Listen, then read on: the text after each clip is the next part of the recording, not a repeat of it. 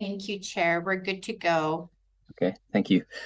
I'd like to call this meeting of the Finance Committee of Wednesday. Recording in progress. I'd like to call this meeting of the Finance Committee meeting of Wednesday, December the 6th, 2023 to order. I would first like to acknowledge that we are gathered today on the traditional, ancestral, and unceded territory of the Tlatman Nation, as well as all Coast Salish First Nations on whose traditional territories we have the honor to live, including my home on Ho'ohete, also known as Lasqueti Island. We have an agenda before us. Are there any additions or changes? Or would someone like to make a motion to adopt the agenda? Director Gisborne, is there a seconder? Director Elliott, okay, any discussion? Call the question. All those in favor? Opposed? None carried. Minutes. So we have our minutes of the November 1st meeting. Are there any changes or revisions anyone has? And if there are none, would someone like to move adoption of those minutes? Director Gisborne, Director McCormick, any discussion? Seeing none, I'll call the question. All those in favor? None opposed, carried.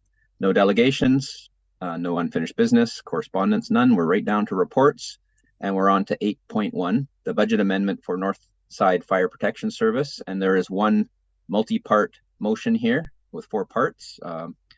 What does the committee wish to do? I'll move it. Okay, so the motion, Director McCormick seconded, Director Gisborne moved. Is there discussion on this budget amendment for the Northside Fire Protection Service? Director Elliott.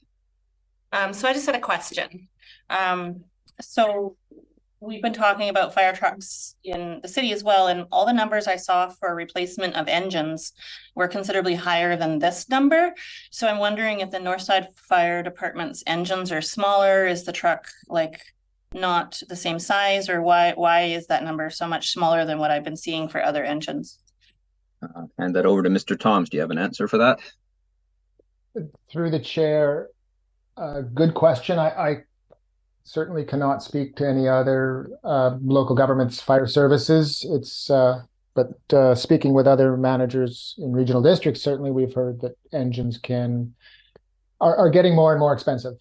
What we're looking at for Northside and what you'll see shortly on the agenda for Savary are honestly just about the cheapest fire engines that we can see. And we've been speaking with lots of manufacturers, but we are looking at sort of the minimal compliant fire engines here. Okay, so it's possible it might be more than that number? Through the chair, for this particular engine, no. We've been working with lots of vendors across Canada, across North America. We're confident within reason here. It does hinge a little bit on American dollar sometimes, since that impacts parts even when they're built in Canada. Okay. Hey, Director Elliott, does that answer your question? Thank you. You're welcome. Director Gisborne. So my understanding is, hearing from Manager of Emergency Services that the fire engines, they're not a one size fits all. There's kind of different kind of levels, if that's because what I'm hearing is, the city's expected cost for a fire engine is higher, but they might require more bells and whistles, to put it politely. So what we're hearing is that this quoted amount, which it's a high amount, but it is what will meet the compliance. It's not like the staff are asking for something gold plated. It's like, this is what will meet the needs for the fire hall, and I think that understanding is correct. And I'm seeing some nods from Ryan Toms, so that's my understanding, and I just wanted to make sure that's clarified. So okay, good. Okay. Toms, you have comments on that? Is that more or less correct? Through the chair, more or less correct, yes. We working with the fire chief, working with fire apparatus manufacturers, and then looking at applicable standards like the Underwriter Laboratories Canada, the Fire Underwriter Survey, so that we can ensure that we've got essentially the appropriate for the service area, but also meeting the insurance grading requirements that this service area needs. Okay, thank you, Director Dowd. Yeah, and I hear the discussion.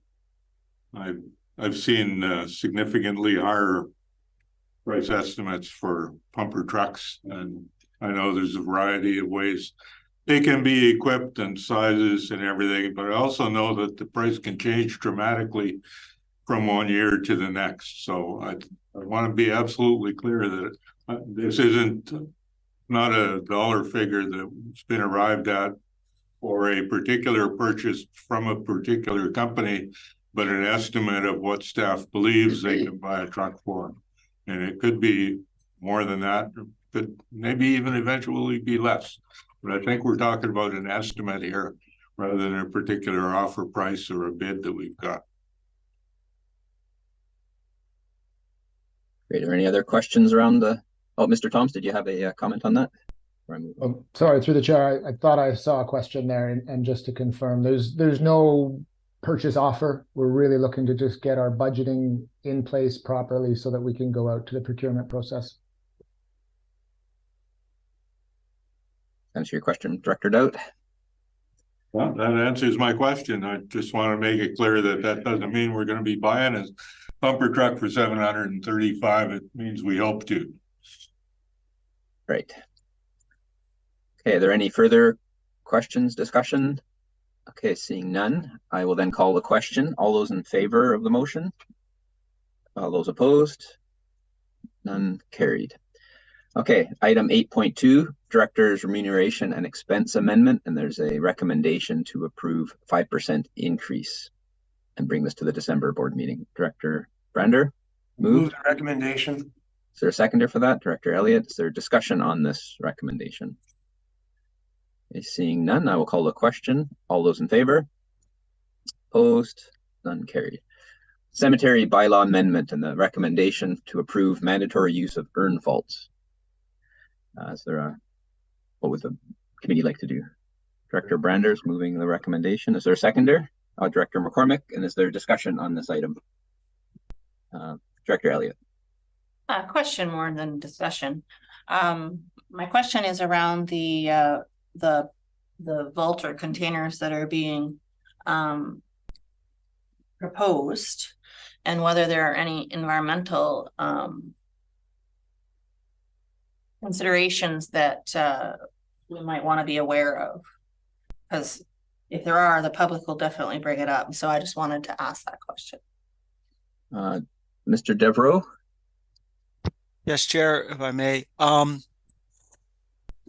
The urn liners are made of fiberglass, so it's relatively inert. It is not completely, of course, without influence from petroleum or other manufacturing processes. So there is that amount, but this is not part of our green burial sites where they would not be allowed. It is in the older portion of the cemetery where we already use liners of the similar type for all of our full body interments. Thank you. Thank you, Director Gisborne. Yeah, I'm just remembering back in, I don't remember which month it was, we had a delegation of a resident that was very concerned about, urns in the cemetery. And I'm just wondering, I know we don't usually do this for cemetery thing, but I'm wondering if some kind of engagement or public information might be in order, because the resolution is to approve the mandatory use of urn vaults within regional cemeteries, and the staff have brought forward very good reasons as to why we should change our policy and implement this. But I'm just wondering if maybe this will affect the public, and I'm just wondering if there's some kind of concerns that might be brought up, or if it's just fine as is. I'm just wondering. I just hope that we don't have any unforeseen impacts. And I see Patrick Devereaux has his hand up, and Mr. Devereaux. Yes, Chair. If I can address that issue with from Director Gisborne, we are only one of two local government cemeteries in the province that do not use this type of liner, and we have to think about how cremated remains are interned. So many of their cremated interns are in double plots.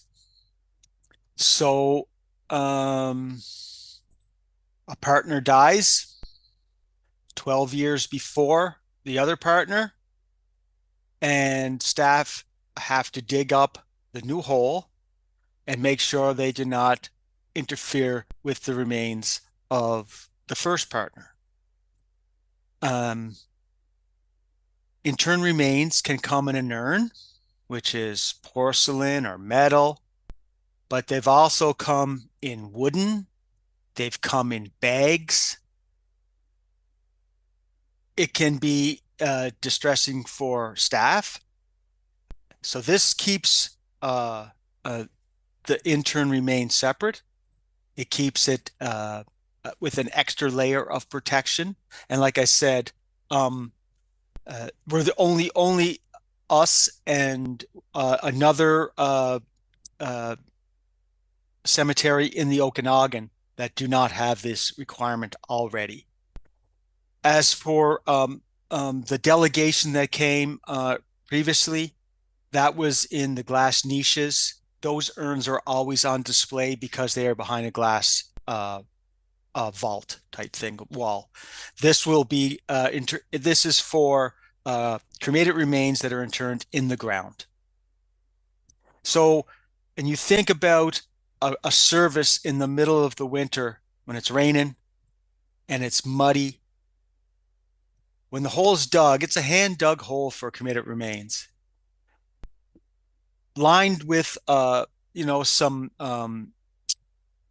grass-like looking carpet, right? And then but it's a muddy hole. So if it can be distressing for the family. They come and they're putting their loved ones, they've got this nice urn and they're putting it into this muddy hole that's going to be backfilled with the vault liners as such. It goes into this nice clean white cast, and then the cover's put on, and then it's backfilled. So it's a much simpler and a much nicer and cleaner service. Thank you, Chair. You're welcome. Okay, Director Elliott. I thought of another question. So do we have a plan for communicating our decisions that includes all the local funeral homes and allows for brochures for people who can pick them up and understand what our process is, so that when people are in distress or grieving, they're not learning about something that they didn't know. Maybe it'll be helpful. It might be a really good news story. And I'm just wondering, do we have some sort of a communication plan for how this gets communicated? Mr. Devereaux? Yes, Chair. We deal constantly with the local funeral home providers. It's a constant back and forth communication. We cannot do it without them, and they can't do it without us, of course.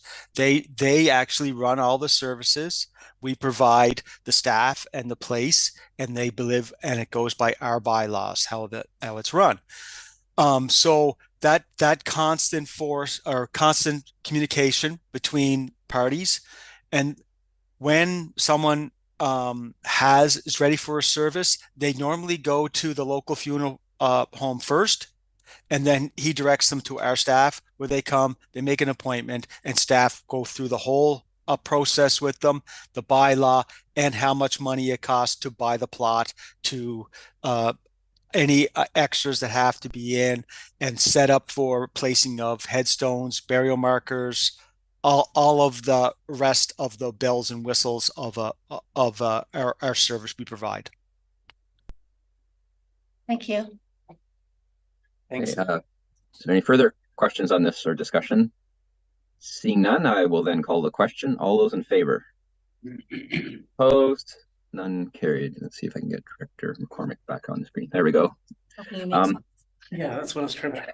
It's great. So now we're on to the next item. Let me just get my agenda here. So it's the budget 8.4 budget amendment for the Savary Island Fire Protection Service, and there's a two-part motion there about a new fire engine. Someone like to make a motion of some kind? Director Gisborne for the one in the package, I assume. Yep. So seconder, Director Brander. So discussion on this item. Similar to the other one, a little bit cheaper truck, I assume, because it's smaller based on our other discussion. Okay, seeing no discussion on this, I will then call the question. All those in favor? And none opposed? Carried. Okay, we're on to 8.5, 2024 to 2028 financial plan draft 1. Very exciting to get started on it. I know we all love going through the budget. And so we have a motion up. Well, we have 4 separate motions to consider, but I think before getting into it, I will see if our manager of financial services, Ms. Greenan, has some information or a presentation she would like to do for us. Thank you, Chair. Yes, I do have a presentation that I would like to show. If I can share my screen now. Yes.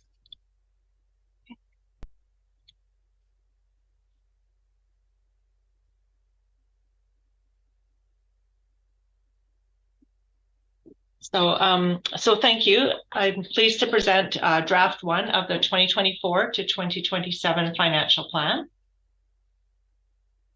So in this plan, I'll go over what I'll just give you an outline of what I'm going to review in this presentation. I'll review the assumptions that went into building the plan, capital plans for 2024 to 2028. Some items that I'd like the board to think about for consideration. And then I'll review the residential tax rates from this plan, a tax rate comparison from 2024 to 2023, and then next steps, and I'll entertain any questions. And you're welcome to ask questions throughout the presentation as well. So the assumptions that we've used to build this financial plan are, we've used specific cost increases or our budgets are zero-based. So what we've done is we've looked at the costs, like specific costs to operate the services. And if we don't have specific costs, if they're ongoing costs, we've applied between a 2 to 6% increase depending on the item. Like for example, hydro rates, we looked at the cost that it, projected what it would cost us in 2023 for hydro, and then increase those rates by 5%, just to get an estimate for the next year. Our return on investments, we're banking on approximately 4% return on investments. We're getting around just over 5% right now, but for the budget purposes, we thought 4% was a good estimate.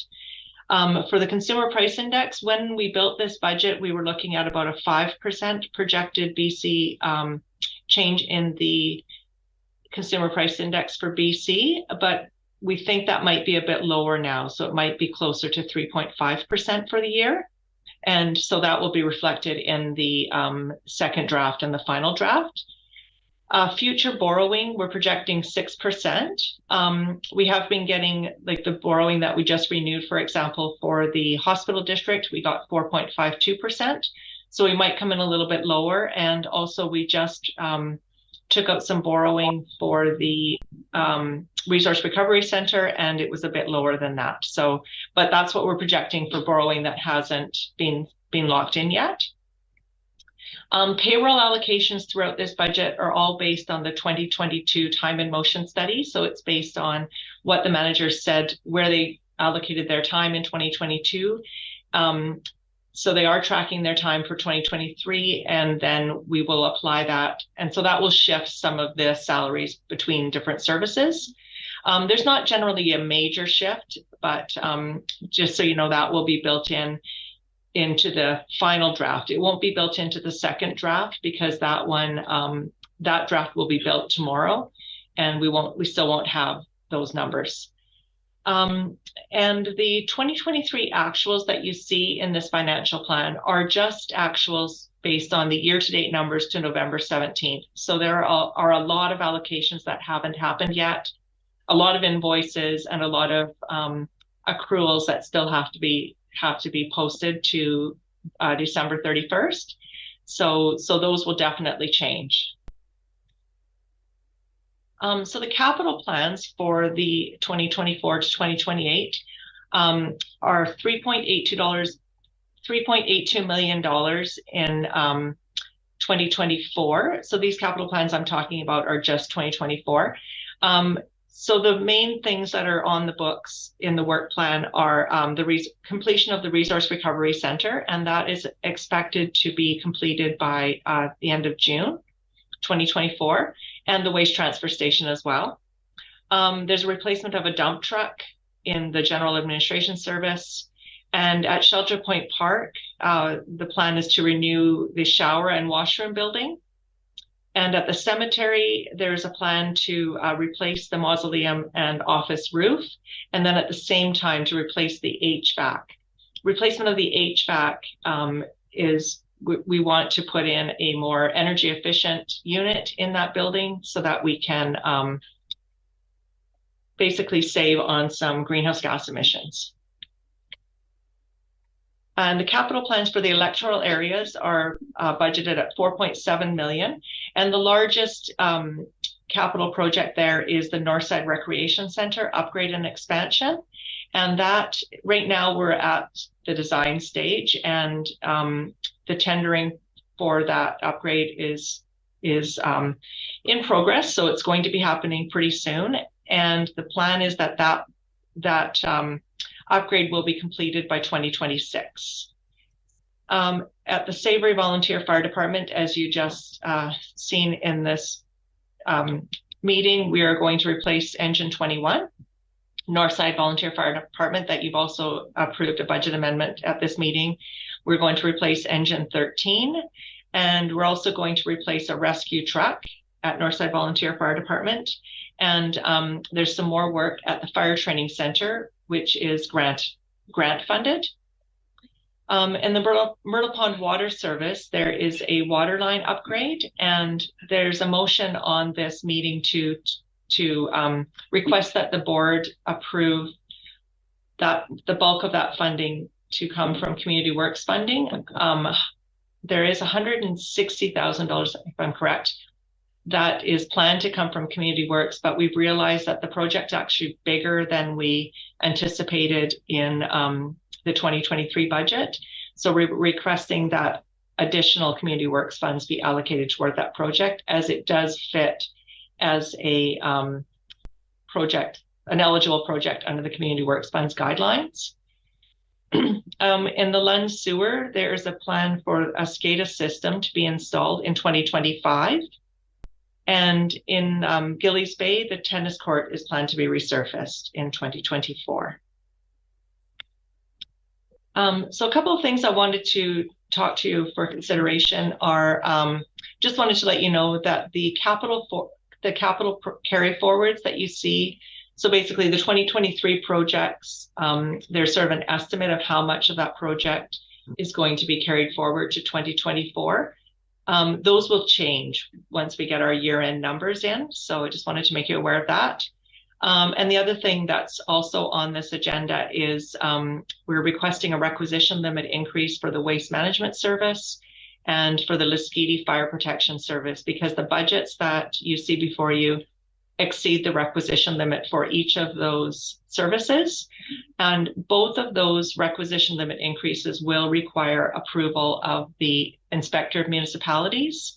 So if we're going to increase those, it would be best to get the increase started now, because there's usually about a couple of months turnaround time, and we will need those increases to be in effect when we have to submit the budget documents on March 31st, which is our deadline. And as I mentioned earlier, the Myrtle Pond Water System, I'd like the board to consider allocating up to $359,000 of Community Works funds for that water line replacement.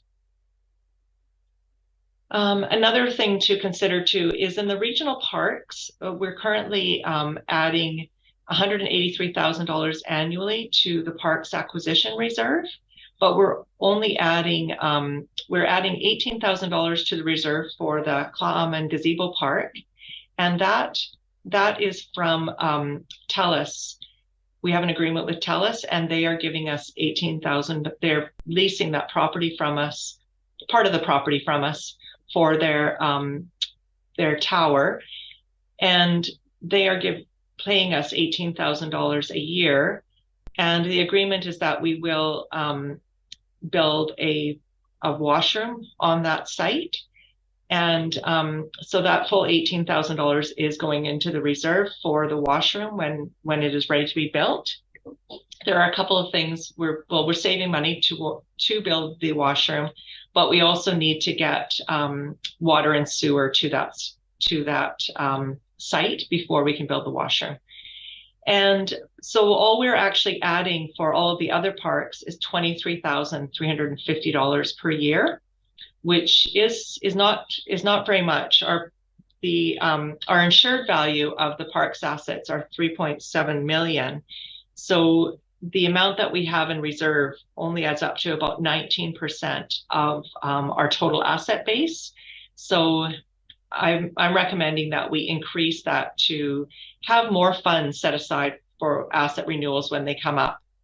So, for example, if we increase that allocation by $100,000, that works out to about $1 per $100,000 of assessed value. $1, a tax rate of $1 per $100,000 of residential assessed value. So, so that is something that I'd like to recommend. And the other things just to note is that there are a few budget requests that always come in. They usually come in January. So just so you know, the budgets that are in the financial plan for the Lasqueti Island Community Association, Kelly Creek Community Association, which are both in the Recreation Service, Texada Island Library, Lasqueti Island Health, Cathette Museum and Archives are just an estimate until we get budget requests from those entities. And we haven't had any trouble getting the budget requests. Just as I say, the timing is just a little bit off. They usually come in at the end of January. So what this all means as far as residential tax rates per $100,000 are in the city of Paul River, that means a residential tax rate of approximately $83.10. So a change of $21.41 over the previous year. Area A, it means about $305.36, and that's about $35 increase over 2023. On Savary Island, it means a tax rate of about $195 per $100,000, a $27 increase over the previous year. Area B, $202 per $100,000, increase of $33 over 2023. Area C, $209.43 per $100,000, an increase of about $33 per $100,000. Area D, $210 per $100,000, an increase of about $28 over 2023. And Area E, $287 per $100,000, so an increase of about $56 per $100,000 over 2023. And the cost per average home, right now, when I'm looking at the average home values, I'm still looking at the 2023 values because we don't have the 2024 assessments in yet. We'll get those at the end of December.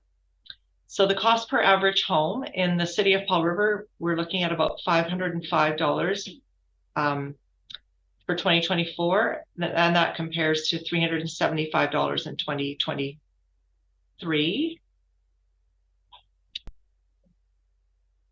Sorry, that number, the year there was supposed to be 2023 for the cost of the average home for the first one. And in Area A, we're looking at about $1,855 for an average home, and that compares to $1,644 in 2023. Savary Island, we're looking at about $1,184 per average home, compared to $1,019. Area B, we're looking at about $1,226 per average home, compared to $1,026. Area C, we're looking at about $1,272 per average home compared to $1,070. Area D, we're looking at about $1,273 per average home compared to $1,104. And area E, we're looking at $1,743 compared to $1,404 in 2023. So that ends my presentation, and draft 2 will be coming forward for the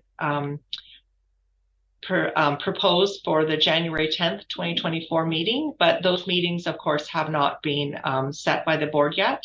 Those are just the proposed dates. And then final is February 7th, unless the board changes those dates. And then set for adoption on February 28th, 2024.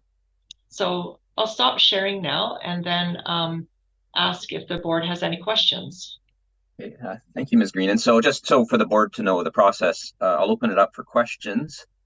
If there's any desire to make a recommendation to change anything in the budget, then we should first consider, after the questions, hold off on your motions until we vote on motion 1 in the agenda, and then we can insert some other motions before we go on to the other ones. So I don't know who is first, but I see Director Elliott's got her hand up, and then Director Doubt, and then Director Gisborne. Thank you, Chair. So I have a few questions. I don't know if you want me to ask one and then wait it again to ask another, or just ask all of my questions. I think you might as well go through a few, and if you go on too long, yeah, go through them, and we'll I think that's more efficient. Okay, so over at the city, we are discussing and deciding about city organics rolling out citywide. And I think it was in the plan to do that, and that this budget considers that aspect for the city. Or would decisions of that nature change this budget at all, or this plan? Ms. Greenan? Thank you, Chair. I'd like to pose that question to Arnold Schwab, the Manager of Asset Management and Strategic Initiatives. Mr. Schwab, I see you there. Could you answer that? Thank you, through the chair. We don't anticipate that there would be any drastic change whether the organics was rolled out now before the RRC was complete. Some of the process will be the same, and until a facility is established, all the trucking and everything else wouldn't really change at this point. Okay, thank you. And then my second question was, I've been learning that in asset management plans for fire truck replacement, they're generally based on a policy of some sort, 15 years, 20 years, those kinds of things. I wondered if someone could explain to me what we're using for a policy to decide those kinds of things in the regional district, or whether they're different per area. That's either, so Mr. Toms, it's either for you or for Mr. Schwab, but I'll hand it over to Mr. Toms first. Yeah, through the chair, that's a great question. Here with the regional district, staff brought reports to the board, I want to say early 2020, maybe late 2019, specifically around that discussion. And we were able to insert into our capital replacement plans some timeframes and numbers around the big capital items in the fire services, namely the fire halls and the apparatus fleets. We were able to do that for 3 out of 4. We've not quite achieved on Lasqueti a capital replacement plan. You may recall the state of assets report that was brought forward in 2022, and working toward that with the fire chief, and having heard some engagement from the community.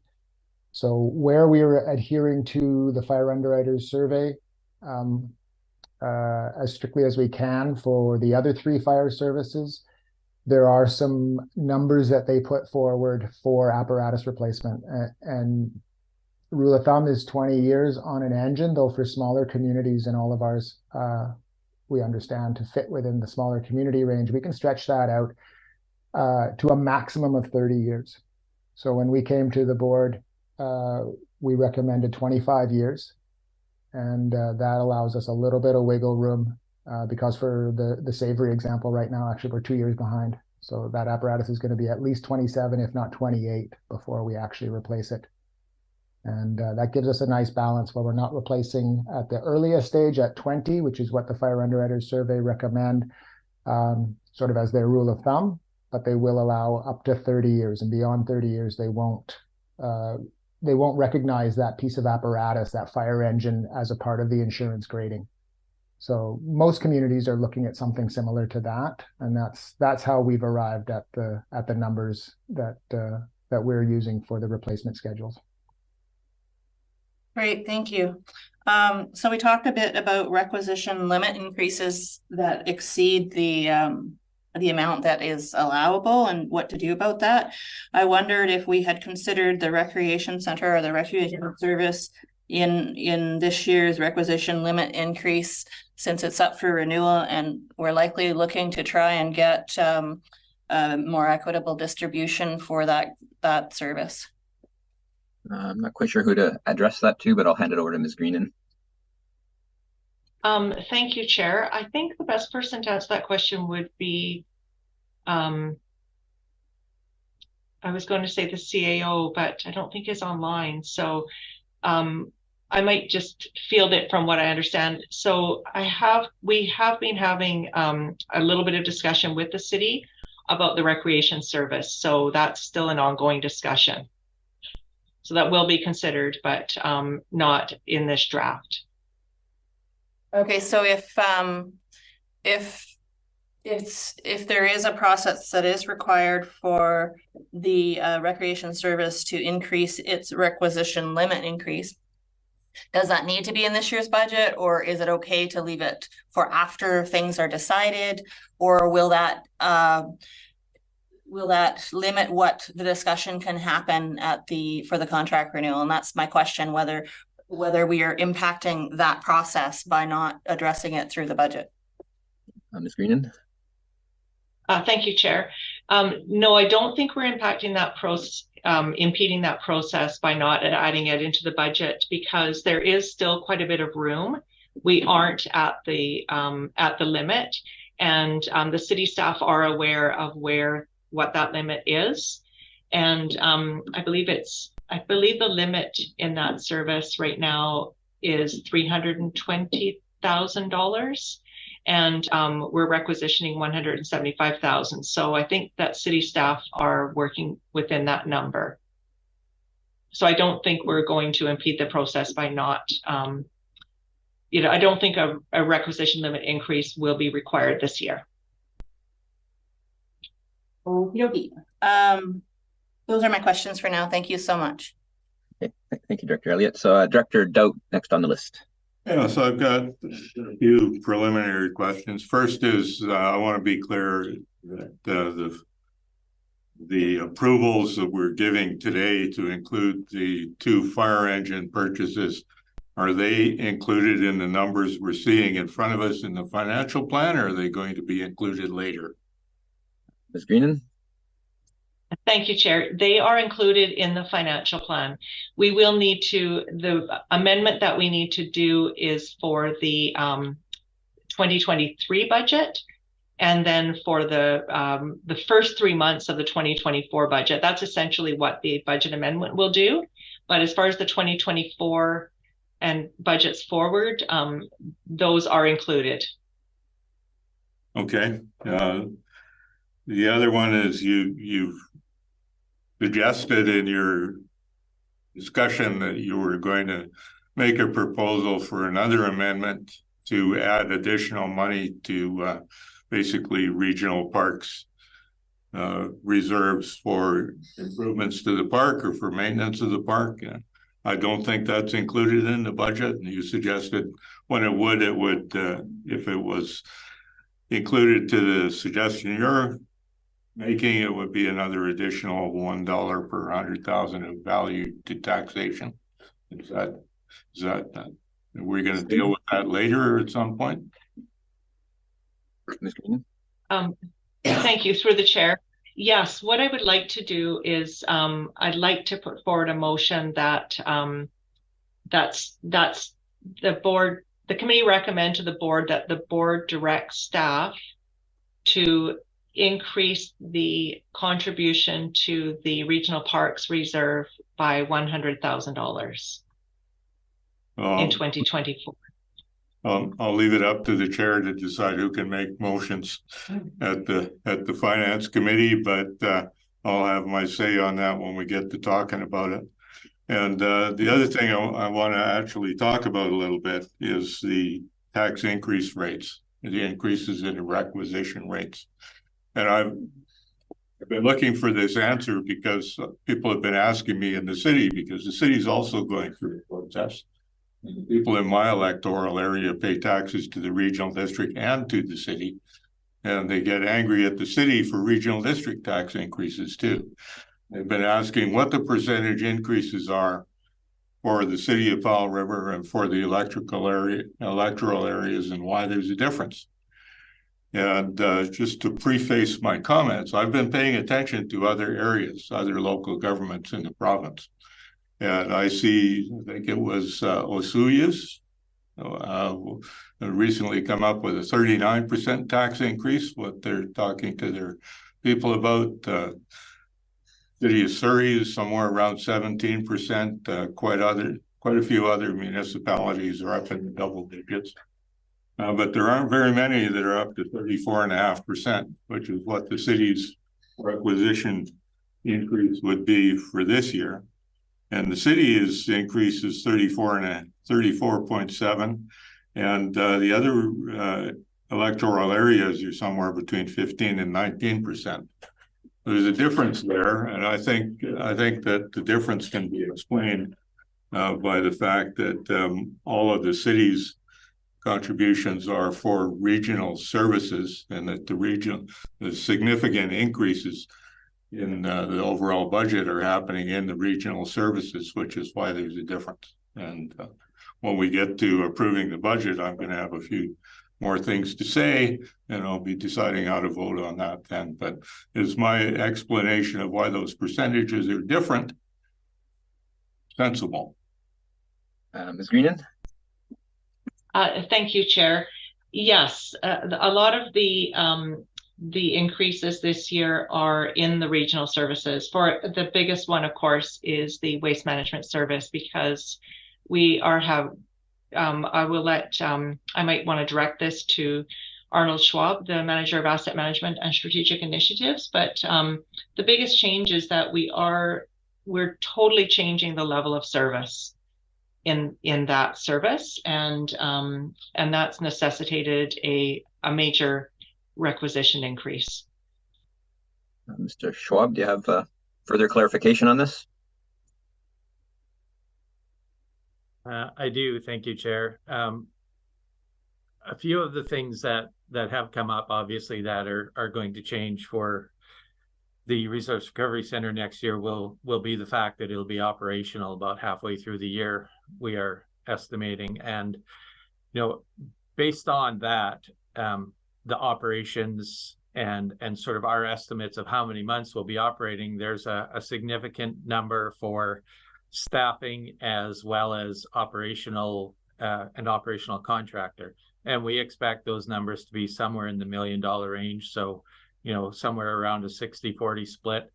And starting next year, we'll start payments on the debt principal and interest, and that's going to add some money to that as well. And we're expecting that to be in the $500,000 to $600,000 range as well. Okay, and just follow up to that and adding on to it, I would suggest that we could expect in 2025 tax year that there will be another increase in the operational cost of the Resource Recovery Center, because it would then be operating for a full year. Through the chair, I believe that assessment would be correct.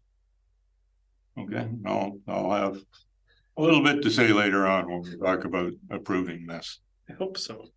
Thank you, Director Dowd. And in terms of the motion about the proposed motion for increasing regional park contribution, we'll consider that after we'll go around questions. We'll deal with item 1 in our agenda, and then we'll open it up, see if someone wants to make that. Okay, Director Gisborne is next up. And Director McCormick had her hand up after me, so I see a nod, so I want to make sure Director McCormick also gets on the list. My first question for our Manager of Financial Services is, well, thank you for the presentation, and I'm wondering if you could email out those slides.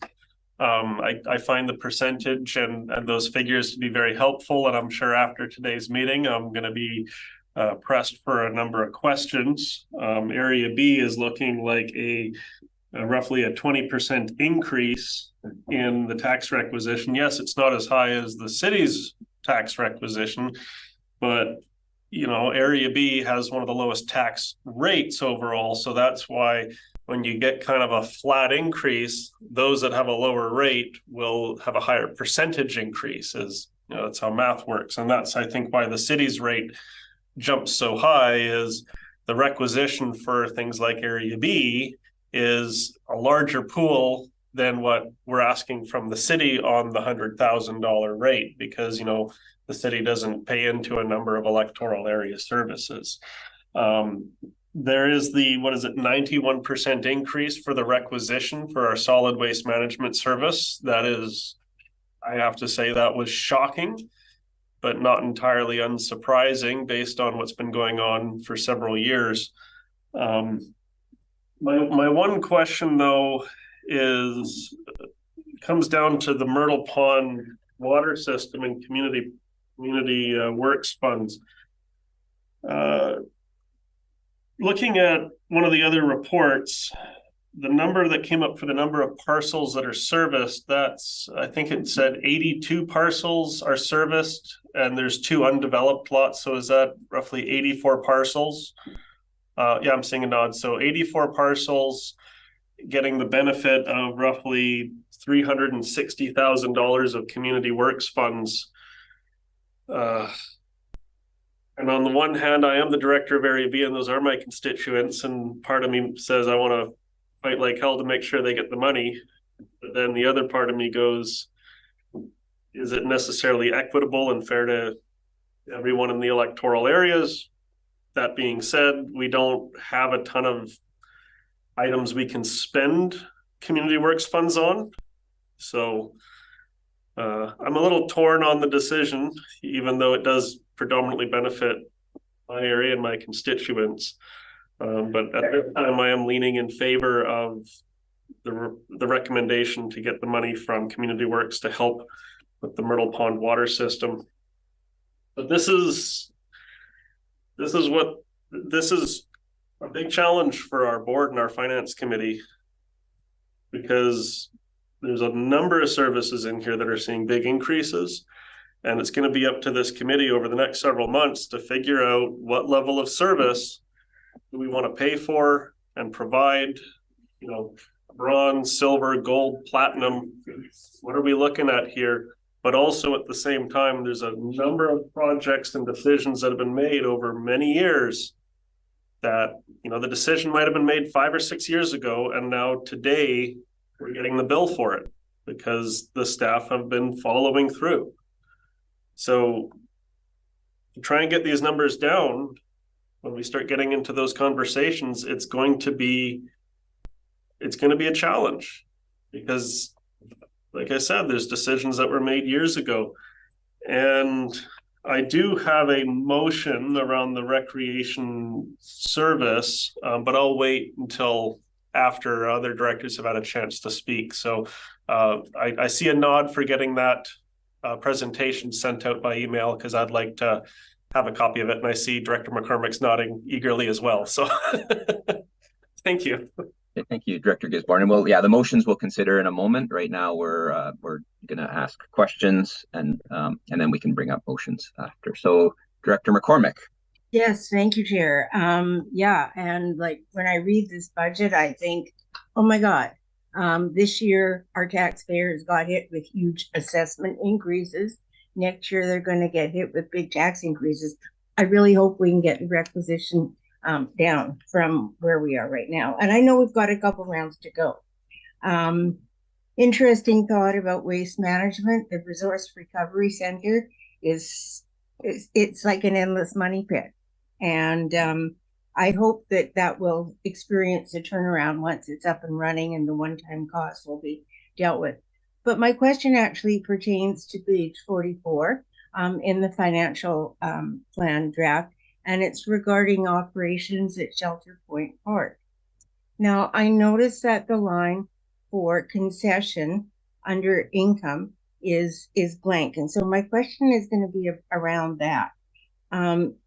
When I look at the current financial plan that was done a year ago, so this is the 2023 financial plan.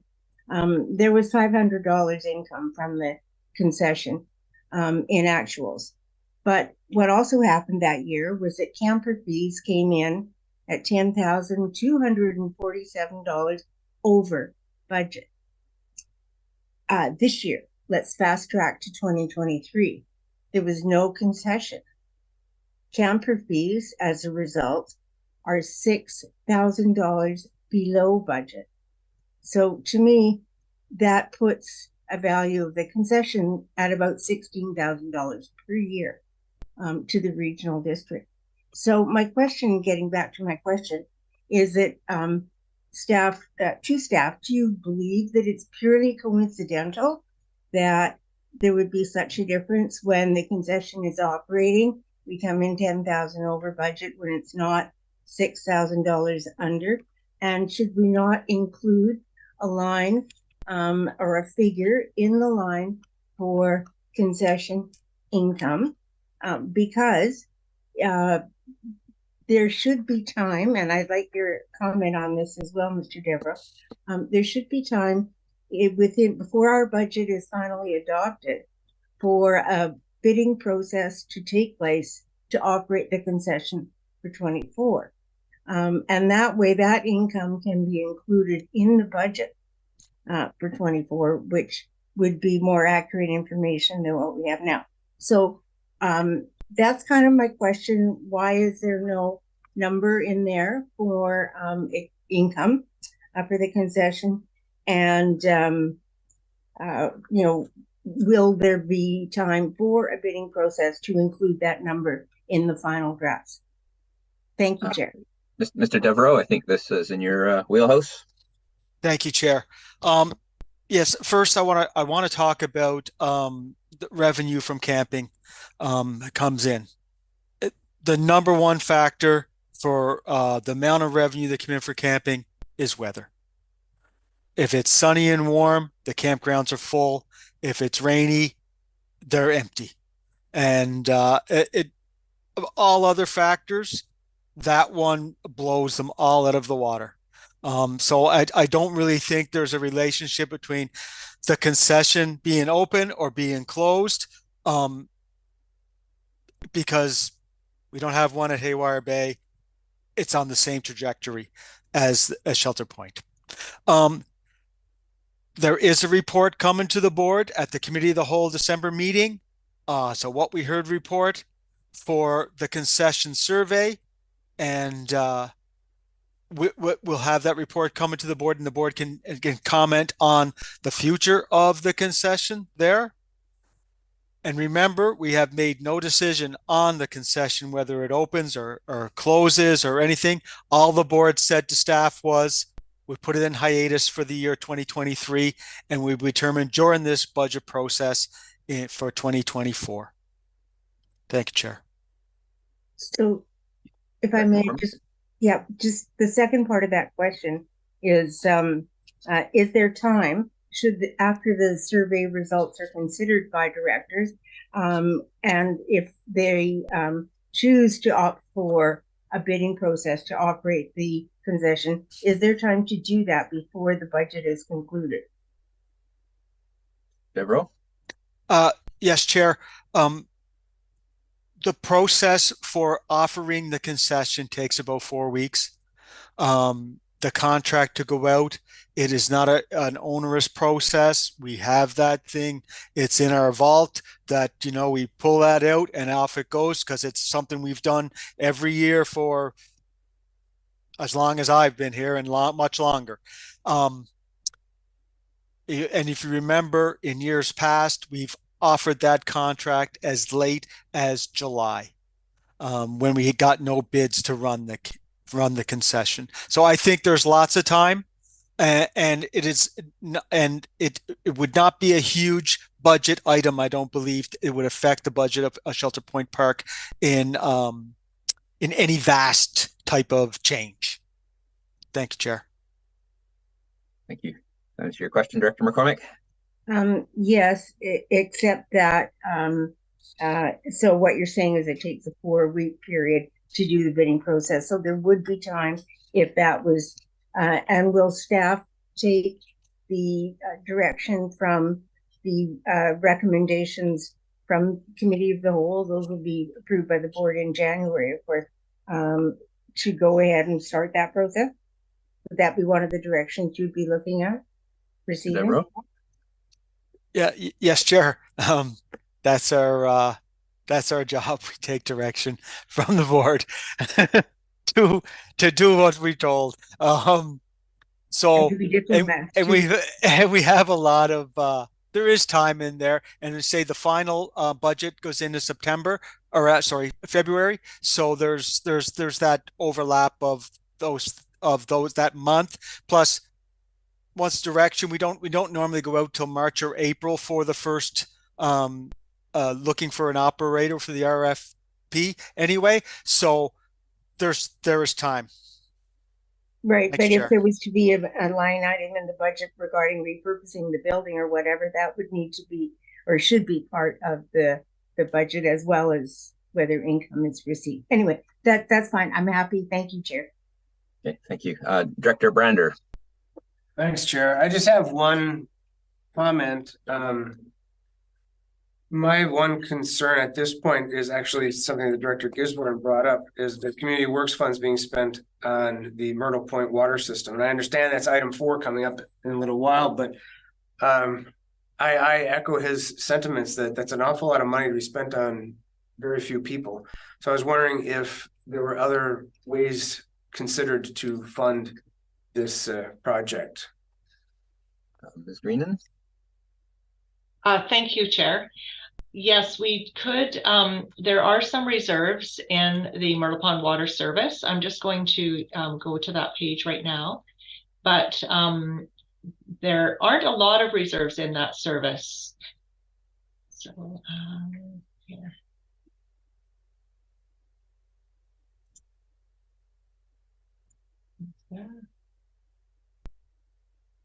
So there are reserves of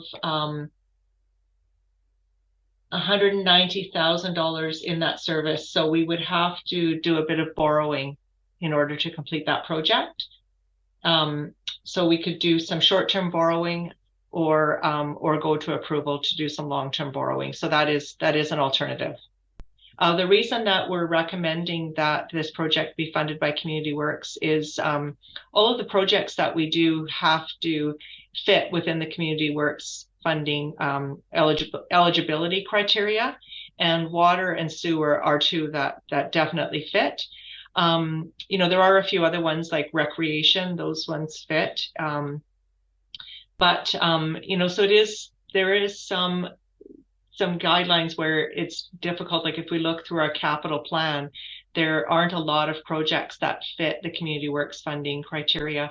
The other thing with Community Works funding is if we have another grant, like for example, we have another grant for the Northside Recreation Service, but we can't, often those grants don't allow you to stack funding. Some of them do, but often they don't allow you to stack the funding. So, so even if there's a project sometimes that is eligible, but it already has grant funding, we can't add Community Works funding to it. So the reason we looked at this one again was just because it does fit the eligibility criteria, and it is a small service area that could really benefit from the funding. So could there be a combination, if I may, Chair, just as a follow-up? Could there be a combination suggested, a use of reserves and Community Works funding potentially? Yes. Just to lower that dollar amount, because it's such a significant amount to only, as was said, 84 homes. And I usually like to have Community Works funds spread out over a larger portion of the population. 84 parcels. Or parcels, thank you. Yes, yes. So like I said, there is $190,000 in the Myrtle Pond Water System statutory reserve. So I wouldn't recommend using all of that, just because you know, if there is something else, that it's nice to have a bit of reserves available. But certainly we could allocate more. Right now we're allocating 91,000 from the reserve and 354 thousand from the community works. So we could make a different ratio, like maybe allocate $191,000 from the Myrtle Pond Water Service reserves, and then $254,000 from the community works fund. Thank you. Thank you. And that might be an appropriate motion to make in a moment. So I'm gonna go around and make sure everyone who hasn't spoken yet has a chance. So that includes myself and Director Adamson. If you have any questions you'd like. I've got two questions. Thank you, through the chair. My first one, I'm sorry, it's my first process going through this budgeting, is for the Director of Finance, just to help me clarify the 607,465 average home value. Is that the average home value across the entire region, including the city? Ms. Greenan?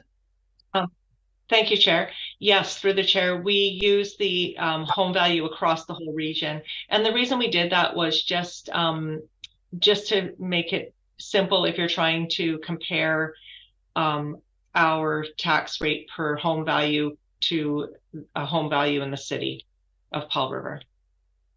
Okay, thank you.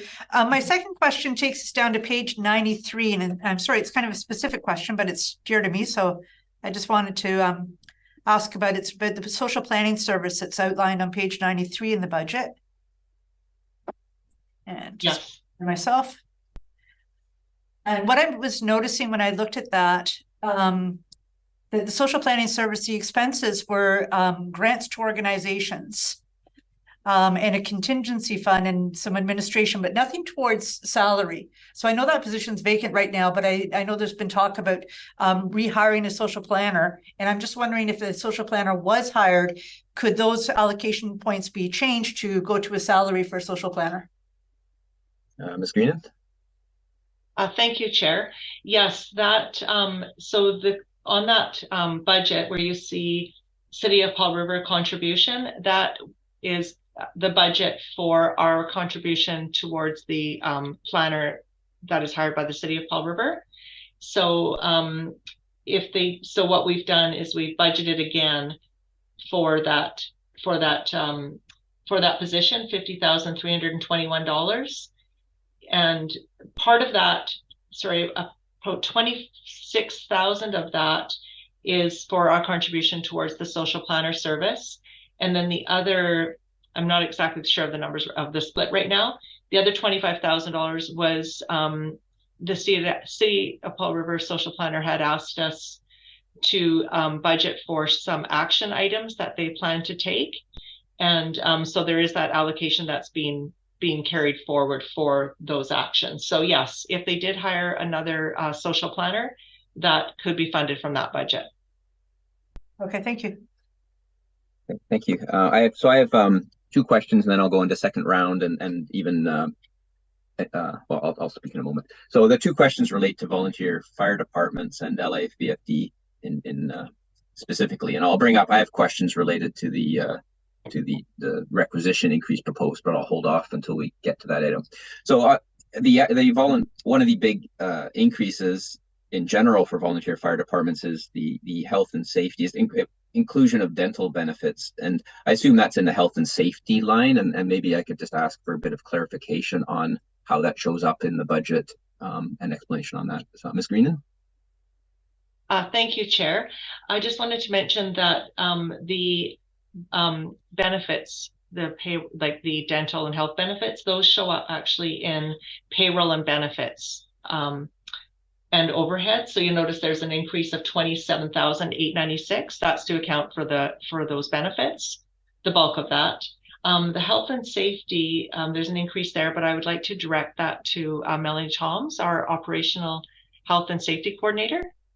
Okay, that'd be great. Now, Ms. Toms, are you on the call? And thank you. Yes, through the chair, I think for Liskidi, the major updates are for the critical incident stress management related costs and training. And then also just with the benefits, there'll be a cost associated with that as we bring the Liskidi Fire Department on with the benefits program. Okay, so if I can ask a follow-up on that. So I wasn't sure where the dental benefit showed up. So the other fire departments already had that, I assume, because they did not have this kind of increase in the payroll benefits and overhead line. Is that That is correct. okay? Just trying to sort out in my mind, because of course that LIFEFD budget is dramatic. Yeah, that's my main question. That answers everything I have. So I'm going to open around a second round, but what I'll encourage board members to focus on questions so we can get to action items, motions. We have after we do the first one, we'll have motion. I'll entertain motions to make amendments. Okay, Director Elliott. Thank you, Chair. My question is something I became curious about when we were talking about the Resource Recovery Center. So some of the discussion, we're shifting some of our service over to our new Resource Recovery Center that was covered by an alternate way before. So we were paying for it before through an alternate way. The budget that used to go to pay for it through that way, it will now be shifted over. There was some thought around some cost recovery on some of that. And so if someone could explain to me why it's 90% more to just do it through resource recovery as opposed to the way we used to do it, is that wage increases? Is that because we're providing more service and gathering more things than we used to? Or is there no cost recovery that just transfers over in a way that's less, equitable? Ms. Greenan? Thank you, Chair. I'd like to start and then I'll hand it over to the Manager of Asset Management and Strategic Initiatives. I would like to mention that the increase that we're looking at for 2024 is basically $1.5 million, and almost 700,000 of that is the full debt payment. We only budgeted for 300,000, like the debt payment starting to come in term financing, et cetera, in 2023. And now we're budgeting for the full almost $900,000 in debt. So, the extra $650,000 is part of that $1.5 million increase. And the other part is the new operation. And then of course there's some salaries and wages increases with the change in the service provision. But now I'd like to hand it over to Arnold Schwab, our Manager of Asset Management and Strategic Initiatives, to give you further details. Mr. Schwab. Thank you. Through the chair, I think the answer to all of those questions is probably yes. As Ms. Greenan did state earlier, it is a higher level of service. Some of the things that we were doing previously that were charged under different accounts, as for example, the recycling depot that's at the mall currently, would be moved over there. So there would be some changes. There'd probably be an increase of service. Along with that, there would probably be a bit of an increase in the cost just because of staffing levels.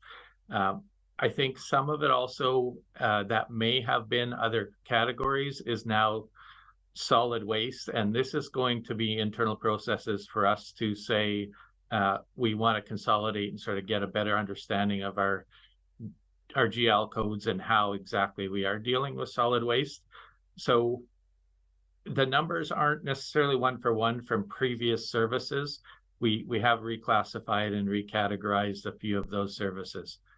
So it's going to be a little bit harder to compare apples and oranges, but a lot of this is really going to be about a significant increase in services. Thank you. Does that answer your question, Director Elliott? Mostly, yes. I think what I'm hearing is that we will gain more information as we operate, and some of those savings that I'm thinking or that will become clear to us after we've been operating for a little while and we can't really predict them at this point. Is that kind of what you're saying? Mr. Schwab, is that correct? Through the chair, yes. We are hoping sort of by the end of 2024, we will have a better grasp on what those charges are and how we're operating and what our intake of tipping fees and everything else that goes along with it. So, a lot of these are going to be estimates until the end of 2024. Okay, thank you. Thanks. Are there any other urgent questions before we entertain motions? Director McCormick. Thank you, Chair. And I'm actually following up on a point that alternate director Adamson raised regarding social planning, and it refers to page 93 of the financial plan.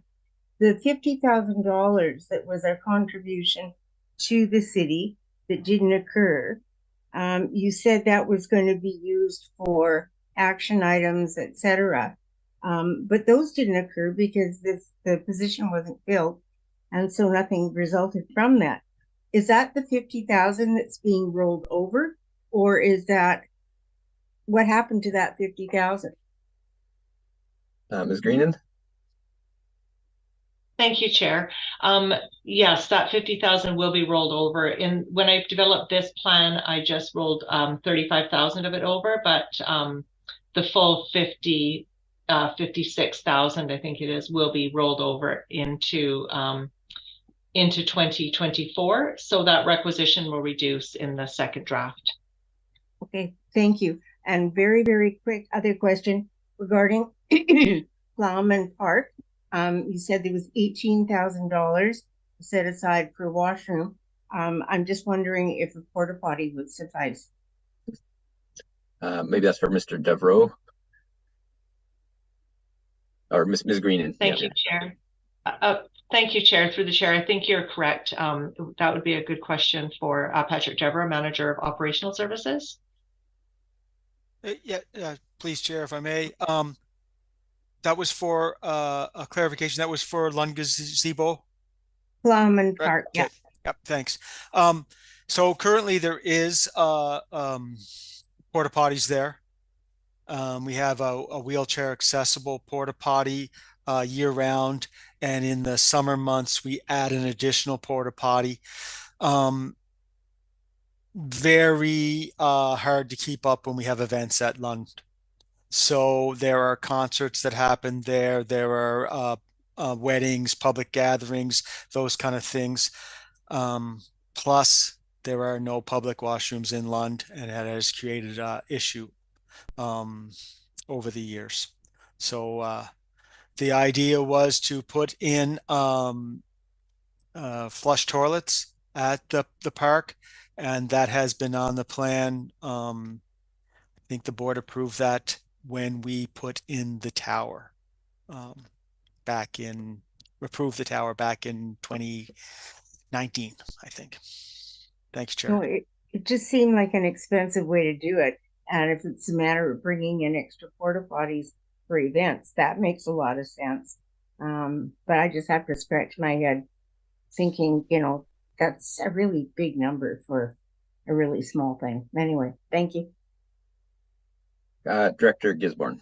Thanks. I had another question, but I couldn't find the page number at the time, so I found it now.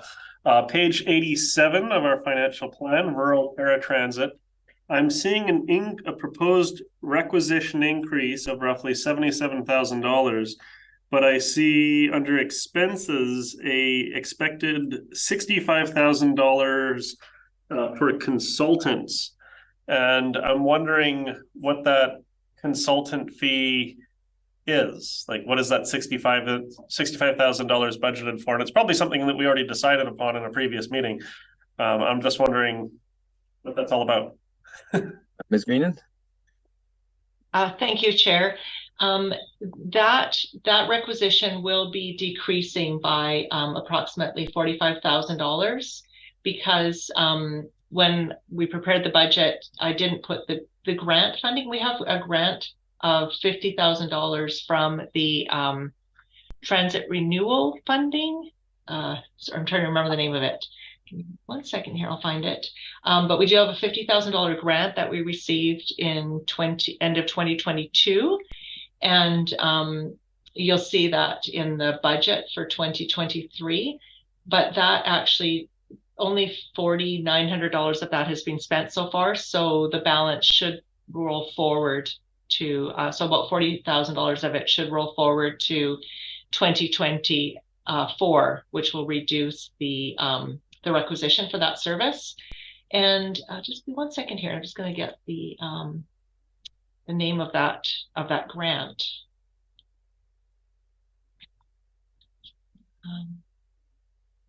BC Transit Solution Fund. So I think that was a study to look at basically the transit service in this area. But I might direct that to our Manager of Operational Services, Patrick Devereaux. Devereaux? Hi, Chair. Yes, that's a grant fund. That program is being run by Cherise Roberts right now, our special projects planner for rural on-demand study. And that money's not been spent. It will roll over. The other increase for the paratransit, of course, is the board-approved expansion to Texada, which will start in July, hopefully, if approved by the province, of course, in their budget process in March. Thank you, Chair. Director Gisborne. Okay, yeah, because there was a public engagement session for the rural on-demand transit. So that's why I was a little confused as to why it's showing up on the 2024 budget. I figured that would have shown up on last year's budget because they're already doing some work. But hearing what's going on over in the city of Powell River, where the provincial government's not funding even the city's on-demand transit system, and now with the province's kind of guidelines around transit-oriented development, and even hearing from the public at these public engagement meetings, I'm actually not in favor of the on-demand transit system in the rural areas now. And, you know, it's quite a bit of money, and we don't put a lot of money into the rural paratransit system as it is. So a small amount of money can go a long way in a rural area. So that's kind of how I feel about it. At this point, we still got a bunch more meetings and a bunch of other budget items, but I'm just thinking which services, you know, how can the juice be worth the squeeze, and make sure that they're cost effective where they are? Because if there's increases in the rural paratransit service, kind of what I was hearing from residents was, well, if you're going to spend more money, just improve the service. Like, you don't really need to get a bunch of money for consultants. We can just, you know, more frequent runs. That's my thoughts, at least. But I will stop delaying the proposal of motions. Thank you, Chair. Thank you. Is there any other? I don't see any other hands. So I would first like to entertain consideration of the first motion in the package. Is there anyone? This is to accept as draft one and as guiding information the financial plan put before us. Is there anyone wishing to make that motion? Director Gisborne, is there a seconder? Director Brander. Discussion on this motion. Director Dowd. Yeah, might as well just jump right into the fun. So I'd like to move an amendment. And that amendment would be to remove the $183,000 contribution to the Parkland Acquisition Fund for 2024. And if there's a seconder, I'll speak to that. I'll second. Director Gisborne. So corporate officer, is that in order for this motion, or should we, is it better to? Yeah, I was gonna do like a point of parliamentary inquiry as to whether or not this would be a separate motion. I think it would be entertained better as a separate motion, because this is showing that this is draft one of the plan. And so if there's changes that are desired to be made to be presented at draft two, that might occur after receiving or accepting draft one, and then direction can come after that, if that makes sense. Thank you. And that's what I've seen in the past minutes. I was trying to review how we did this, and we would pass this motion, a motion like this one, and then we would actually have separate motions to make changes. So would that be acceptable, Director Dowd, to do it that way?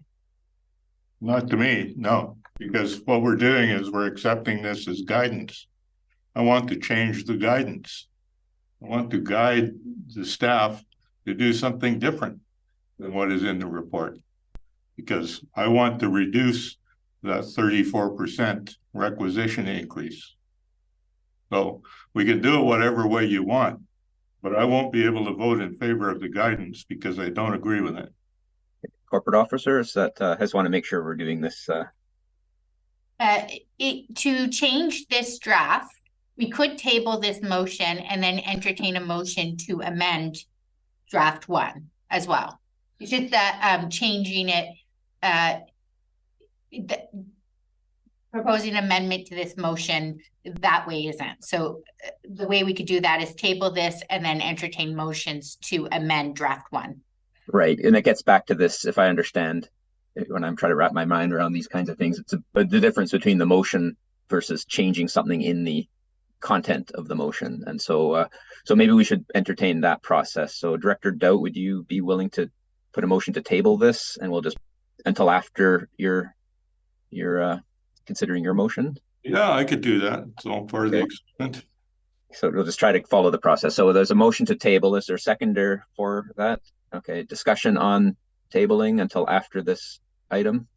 Seeing none, we'll call the question. All those in favor? Opposed? Okay, none opposed. It carries. So we've tabled that. We'll come back to that one. Okay, Director Doubt, put forth your motion. Well, would you like me to repeat the motion? Well, I guess we have it. I would like, if the corporate officer has the words, I would like for us to be able to see it. Okay, I'm going to share, and then I'm going to, I don't have the wording down yet, so we'll do it together. Okay. And then we'll just confirm that Director Gisborne continues to second that. Yep. The motion is to remove the $183,000 contribution to the Parkland Acquisition Fund for 2024.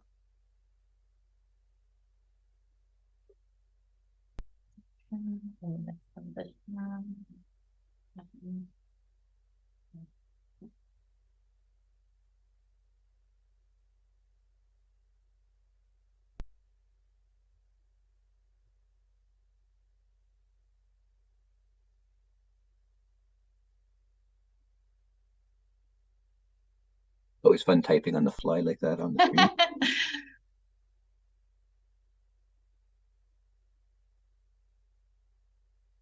screen. This looks good. It's a typo at the one, the draft. It's a fun, not a fun. One after draft. Okay. That draft one. The draft one of the 2024-2028 financial plan be amended to remove the $183,000 contribution to the Parkland Acquisition Fund with a D for 2024. So this would be just for that year. If this motion passed, that would come out. Fun. So does that get what you're wanting to get at, Director Doubt? That gets at what I'm getting at, and I'm trying to reduce the overall requisition, and this would reduce it actually for everybody within the regional district, all the electoral areas and the city. It's a fund that we have been building on, but we haven't used, and we could use it in the future. But I think with the impact of tax increases this year, it's incumbent on us to look for ways to reduce that and reduce the impact on taxpayers. So that's why I'm putting this forward, because I think that's one thing that we could remove without doing any particular immediate damage to services within the regional district. Director Elliott, and then Director McCormick. Thank you. So I'm not in favor of the motion. And the reason is to me, it's another way where we're trying to borrow from the future to provide relief for today. And the future is going to find it a lot more expensive to accomplish things than we are today. So however much pressure we are under today, it does not excuse making it harder for my children, my grandchildren, and the future to manage assets that are dwindling. Park acquisition is basically the only way we as local government have to protect any environmental values at all. So as densities increase, urban sprawl happens, and the province pushes the idea of a density everywhere, we have very few tools in the future to protect the natural assets that we need in our region. Without park acquisition funds, we are handcuffing the future to do anything at all. And we may not be able to do much with 183,000 this year, but we're going to get interest on the reserves that we put there, and we will accumulate reserves so that in the future we can hopefully conserve green parklands that matter to everybody. And I am absolutely not in favor of borrowing money from my grandchildren to solve my financial crisis today. Thank you. Director Elliott, Director McCormick, and then Director Gisborne, and then Director Brander. Yeah, thank you, Chair. I also do not support the recommendation, but for a very different reason. And that is, well, I don't know if I'm going to support it or not, because I don't have the context.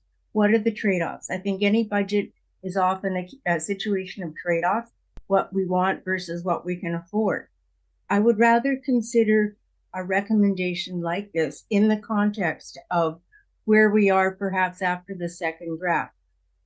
How much is the requisition looking to be in that round?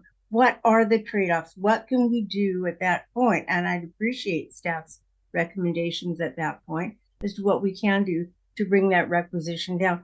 And this may well be one of the valid ways to do that. I don't know, because it's just one thing out of the blue. I'd like to consider it in context of what other options are available and what the end result will be should we decide to do this. So I'm not in favor of approving sort of one-off willy-nilly things until we see an overall picture. So, Chair, that's why I can't support this recommendation. Thank you, Director Gisborne, and then Director Doat. Director Brander. Oh, sorry, Director Brander. Sorry. Yeah. I hate to sound like a broken record, but I'm going to sing the same song I've been singing for 4 or 5 years now since we started the Parkland Acquisition Fund.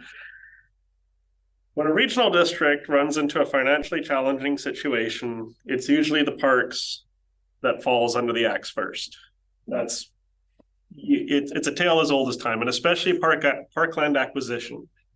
People start seeing the tax requisition go up, and we have a statutory parkland acquisition fund, and it's one of those easy ones to cut. I actually agree with Director Elliott, because parkland is important, and acquiring parkland is important for our generation and the next generation. But on that point, that's actually why I'm opposed to the Parkland Acquisition Fund in its entirety. The regional district has acquired parkland in the past. We have the option to buy parkland and borrow the money. We don't need to even have a Parkland Acquisition Fund. If we identify property and we want it, we can take the action, buy it, take the loan out over 20, 30 years, and we can then start using it right away. The reason I prefer that approach is because the value of land has historically been going up at a faster rate than the interest that we have on our Parkland Acquisition Fund. So yes, we're putting money into the Parkland Acquisition Fund to eventually buy parkland, but the goalpost is moving away from us by the property value increasing. So while I completely agree with Director Elliott that we should be identifying parkland and acquiring parkland, I would prefer to see it done by long-term borrowing, community engagement, and identifying the parkland and buying it. I don't actually see, I don't see the full value of the Parkland Acquisition Fund, because we're taxing the residents, the money goes into the vault, and it sits there until we make the tough choice to buy the land. I know other directors feel differently on it, and that's totally fine. I'm only one vote out of, I think, 13 on this one. So myself, I actually support Director Dout's motion, but at the same time, if the board came up with a location and they said, hey, we got a piece of land that we want to buy for parkland, I'd probably support that too for long-term borrowing. So I know I'm kind of presenting a bit of a mixed bag opinion here, but that's how I feel. And it's kind of the same position I've had for, maybe 4 years now. Thank you, Chair. Okay, you're welcome. Director Brander. Thanks, Chair. I'm surprised we're here again, but I just want to say I wholeheartedly agree with Director Elliott's take on the situation. I think we have to think about future generations being able to enjoy these spaces, and the way to acquire them is through Parkland Acquisition Fund. This has been, we've asked the community numerous times about this, and there's been overwhelming support for Parkland Acquisition Fund. I think to cut it out would be short-sighted, and I can tell you for sure that there will be people in here. There'll be a backlash if we do cut this out. This is a frontline service. This is something that's very close and important to the people, and I definitely do not support pulling this out of the budget. Okay, thank you, Director Adamson. Thank you. Through the chair, I just have a question for our manager of financial services, a point of clarification. I believe I heard you say that an increase of $100,000 equals approximately $1 on $100,000 assessment. And so, correct, Ms. Greenan? Thank you, Chair. Through the chair, yes, that 100,000 is about $1.13 per $100,000 based on the 2023 revised roll values.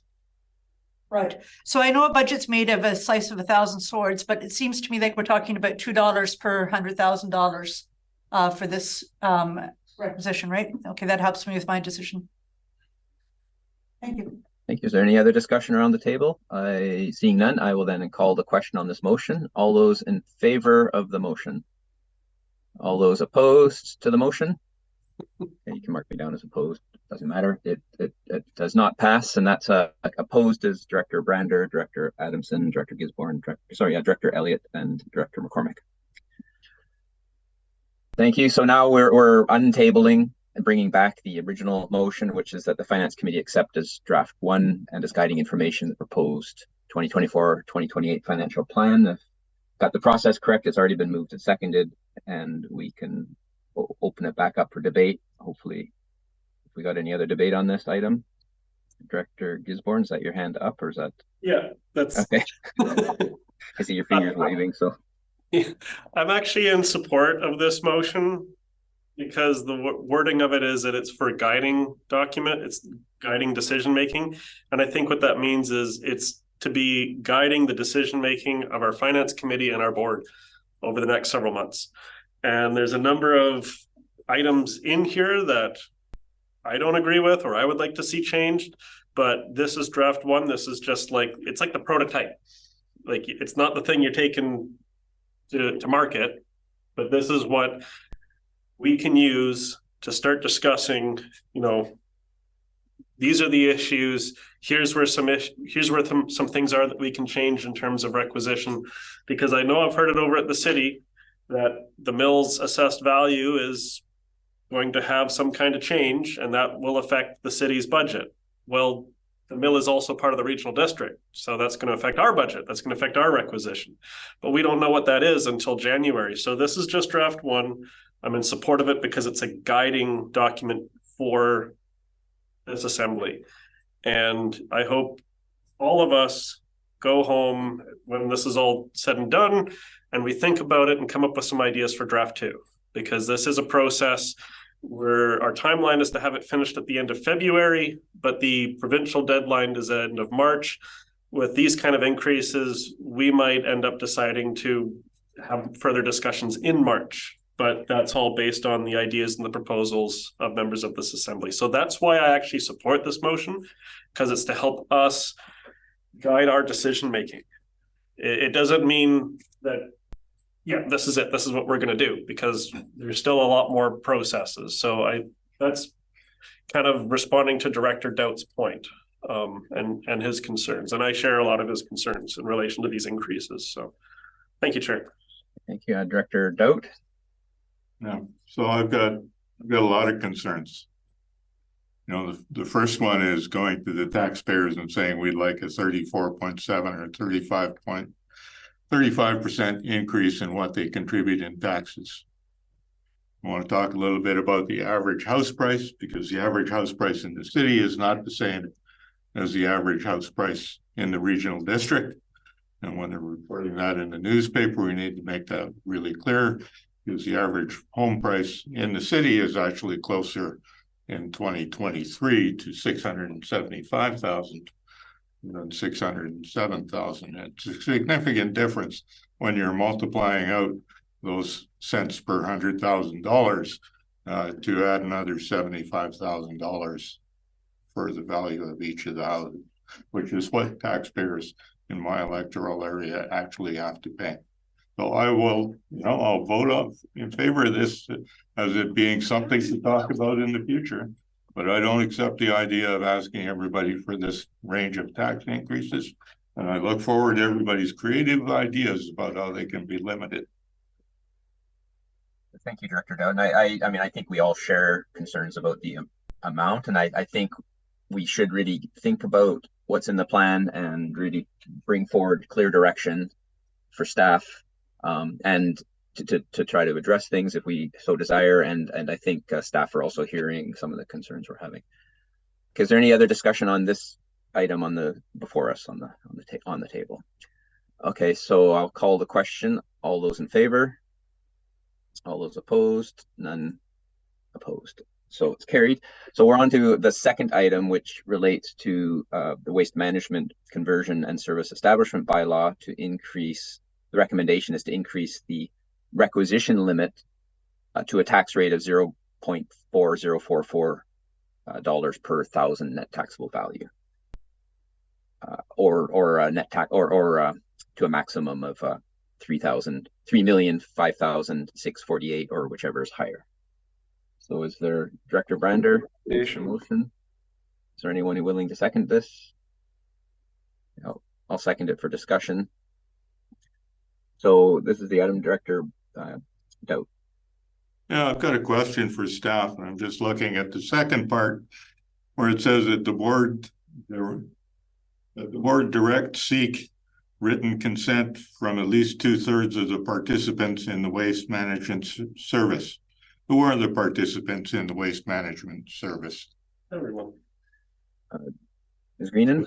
Is that every individual within the regional district? The director. Who are the people that we're seeking approval from? Yes, let Ms. Greenan answer the question. So the participants in the service are the areas that are participating in it, which are the City of Paul River electoral areas A, B, C, D, and E. So to ask for this requisition, we would need approval from 2/3 of the participants. So the directors could consent on behalf of the participating area. So the answer to the question is 2/3 of the directors of the regional district. That's correct. Yes, and if I had clarification for that, Director Dowd, it's the alternative is to go to a referendum for those areas. So there's two ways they could consent, if I understand, is the directors or the participating areas can consent, or the electors can consent. Director Elliott. So forgive me for not knowing what we're doing here. I don't totally understand the motion. So I know we want to change the rate to this. I don't know what it is already. And is this the part where we're changing the requisition limits for a particular service? Or, is that what this is about? I'm sorry, I'm not understanding the legality of what this motion is about. Okay, thank you, Director Elliott. And I'll give a really my simplistic understanding, and then hand it to Ms. Green. And really, we're the service establishment bylaws set a maximum requisition limit. That doesn't mean that's the limit in the budget. It just sets that upper limit, and the budget must be below that. And so there are different rules around when and how much and so on, how it can be increased if we want to go above that. So what we're voting on is whether we want to entertain changing the service establishment bylaw or amending it to increase the cap. And that cap may be for this year, but it might also lift the cap so it can accommodate future budgets, at least within the next few years. Ms. Greenan? So we're changing it from what to this? I'll let Ms. Greenan answer the detailed question about that and more explanation if she might. Thank you, Chair. Through the chair, the limit right now is 0.366 per $1,000 of net taxable value, or $1.2 million, whichever is higher. And so that basically gives us, based on the 2023 requisition or 2023 assessed values, that gives us a limit of the maximum that we can requisition is $2.7 million. And so if a requisition projected for 2024 is $3.1 million, so we are $474,000 over the requisition limit. So basically we cannot requisition $3.1 million in this budget until that requisition limit is lifted. Follow-up question. Yes. Is this rate of 0.4044 larger than what you need to get what you need? Yes. Yes, this rate of 4044 would give us a maximum of 3.3 million. What was the motion again? Would give us 3.005648 million dollars. And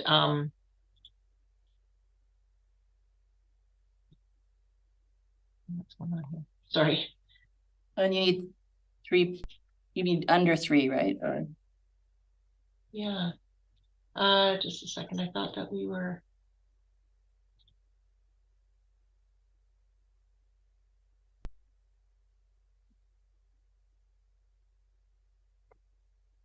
So the requisition of 4.044 would give us.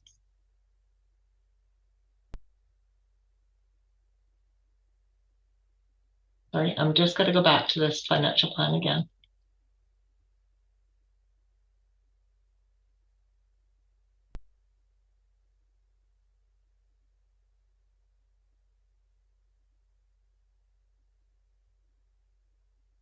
Oh, sorry, there's a typo in that.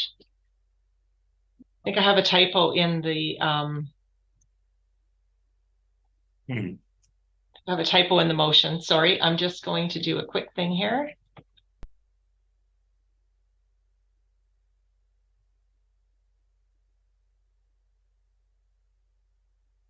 Right, and while you're doing that, I'll just note that in the budget, the requisition for 2024 right now in the current draft is 3,169,949. So that's the amount that would be needed for this year, which isn't possible under the current service establishment bylaw.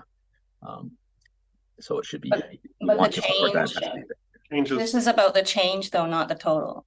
Exactly. So the change, if you change the service establishment bylaw, it has to be at least as high as what you're trying to requisition in a year, and sometimes. I understand this to be the number that you can change it by. So the change is only 1.514 for the requisition change for that service.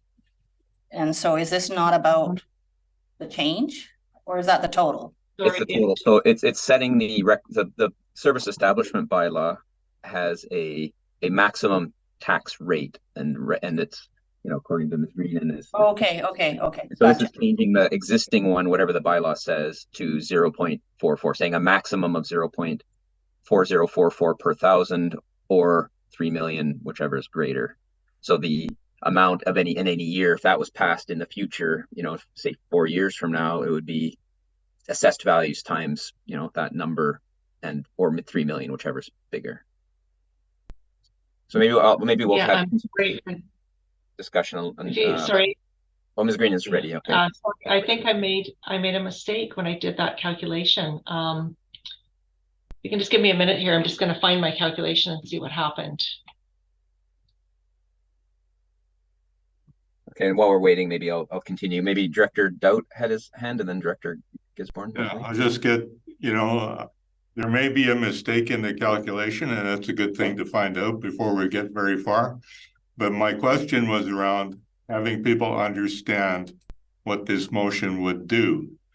And that is, we would be asking the Department of Municipal Affairs to increase the cap on this service in the regional district. And one way to do that is to have each director sign that they approve the increase to the possible limits of taxation. The alternative to that, 2/3, is that there be a referendum and all of the people who participate in paying taxes into the system would have an opportunity to vote yes or no. So this is a quick way to do it, but it requires that each and every 2/3 of the regional district director votes approve it. And that's going to be a responsibility of each director to make a decision for. And, you know, it's basically increasing the cap that was put in place by a referendum. Yes, that's correct. Or an alternative approval process, but that's correct. The 2/3 of the individual participants consenting is in the Local Government Act is called consenting on behalf of the participating area. So in other words, the participating areas would be signing a document to consent to this change on behalf of their electoral area or their municipal area in lieu of a referendum or an alternative approval process, because that's the other way to do it. Director Gisborne, and then Director Elliott, and then Director McCormick. And when Ms. Greenan gets her numbers, we'll go back to her. So Director Gisborne? Yeah.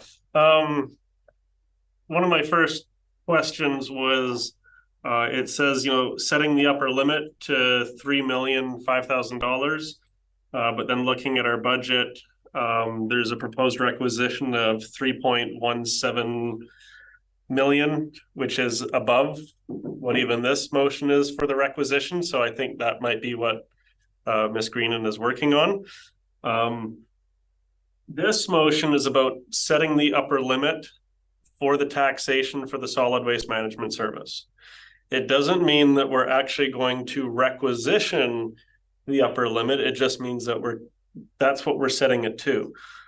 When it comes to making a financial decision with the solid waste management service, it is a regional service and it is a weighted vote. That is my understanding. The city of Powell River have 2 directors. One has 4, the other has 3, and it's a total of 13. This Resource Recovery Center, the waste management service, has been something that has been on the books and has been worked on at the regional district for many, many years. There has been concerns expressed by myself, by other directors, by the predecessors, by how much this is going to cost in the future. Now we're seeing the bills and there's concerns. But I'd like to make something abundantly clear. The only way that regional services can pass through the budget is with the support of a majority of the weighted vote. I only have 1. George has 4, I think. I think Cindy has 3. Clay has 2, and the other electoral areas have 1. So we may, and this is an interesting case, because if this motion passes, then the electoral areas have 5 votes and they can consent, and therefore the requisition limit could be increased. But at the same time, then, you know, the 2 municipal directors could theoretically then lower what the requisition actually is. So that's where regional districts are very interesting and complicated. But the challenge we have before us is that we've got contracts signed, we've got a resource recovery center that's almost operational, it's looking to be coming online next year.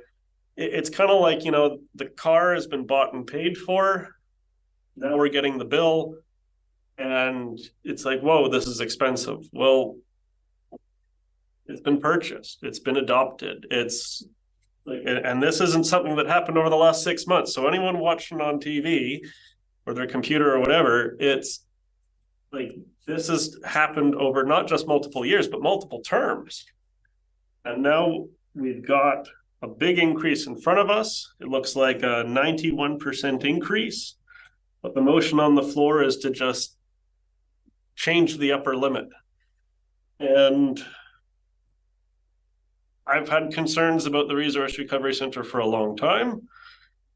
I'm not a huge fan of increasing upper limits on the requisition. But I am open to hearing other directors and the staff convince me to say yes. Because my default is I don't want to increase the upper limit, because at the end of the day, that tax requisition for a shared service is a weighted vote. And I only got one. But that's just how it is. That's how the system works. And it's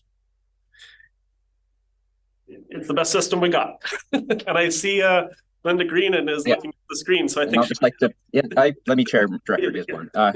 So I'd just like to point out that, let's keep our comments focused on as much as possible on the motion. I know it's related to the budget and we can make amendments to the budget in another time, but right now it's really about this upper limit. We've clarified that, and the implication of that, and just one clarification of something Director Gisborne said. The 3 million is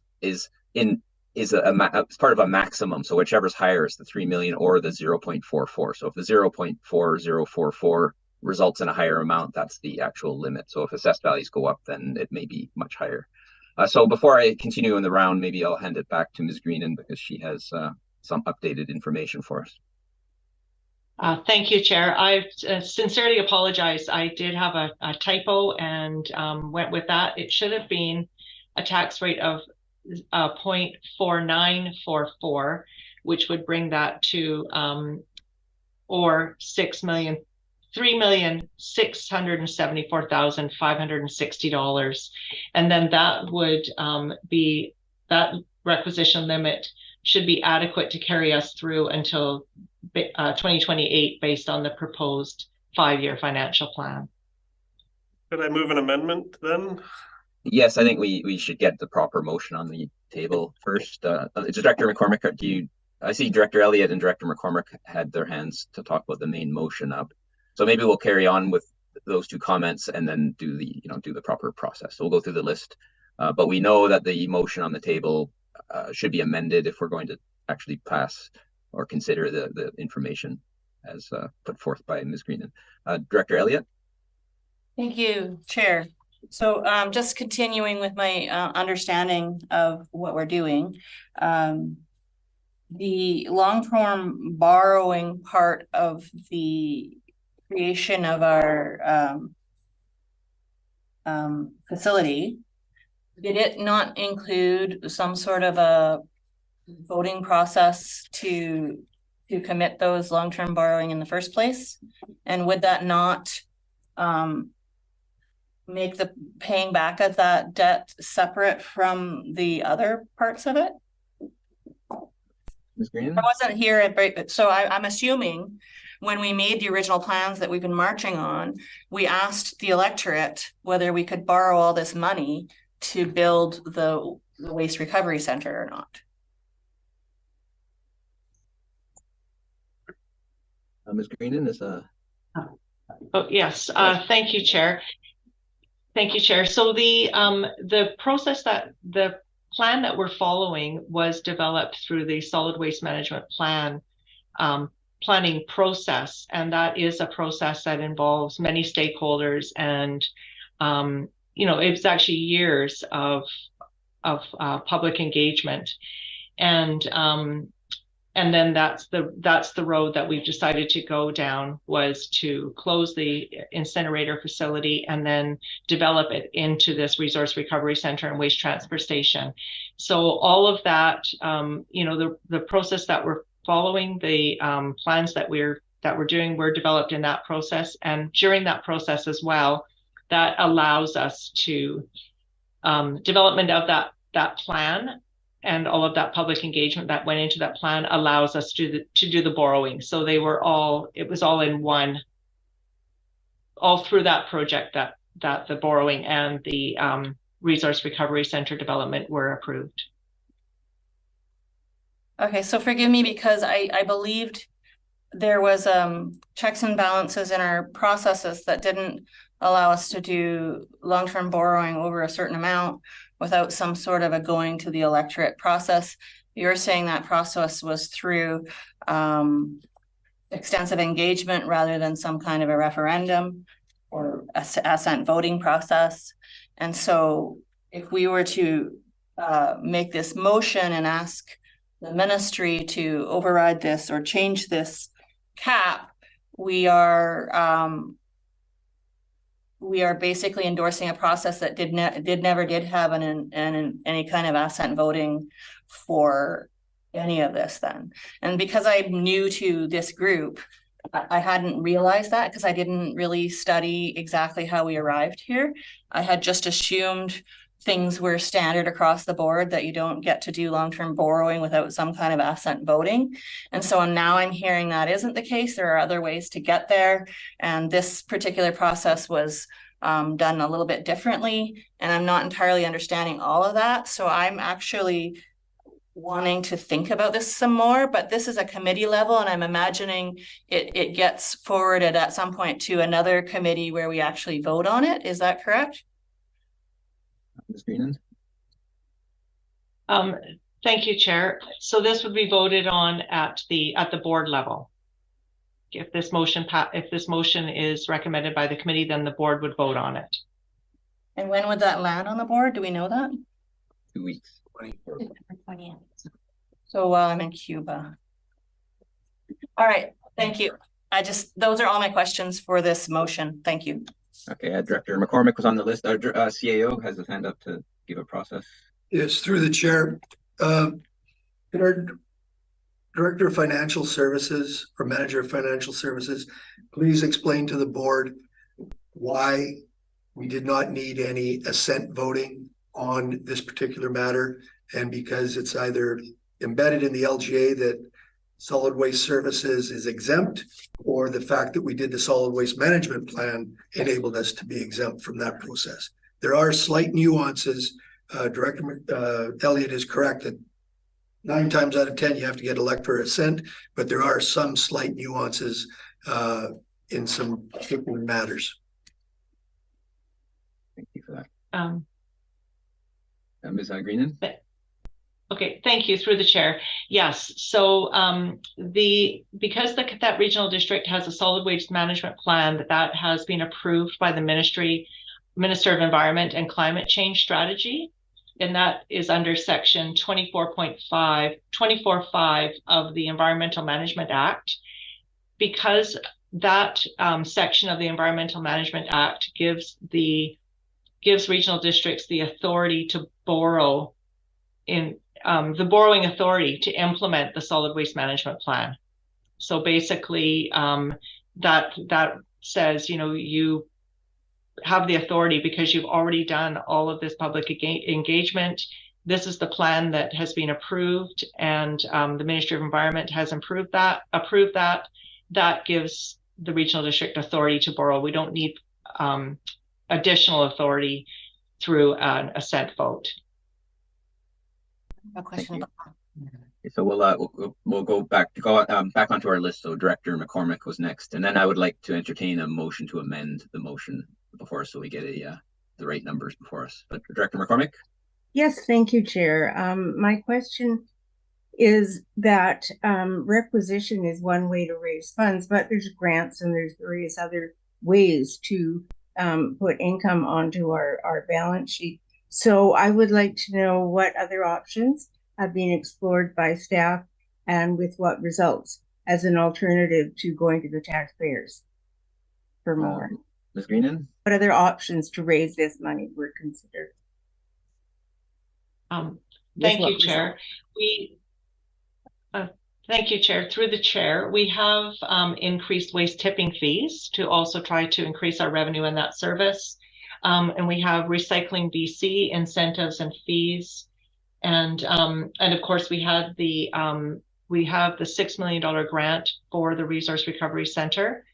And then we also have another $1 million grant that was through the Economic Readiness Infrastructure Program, I think it's called.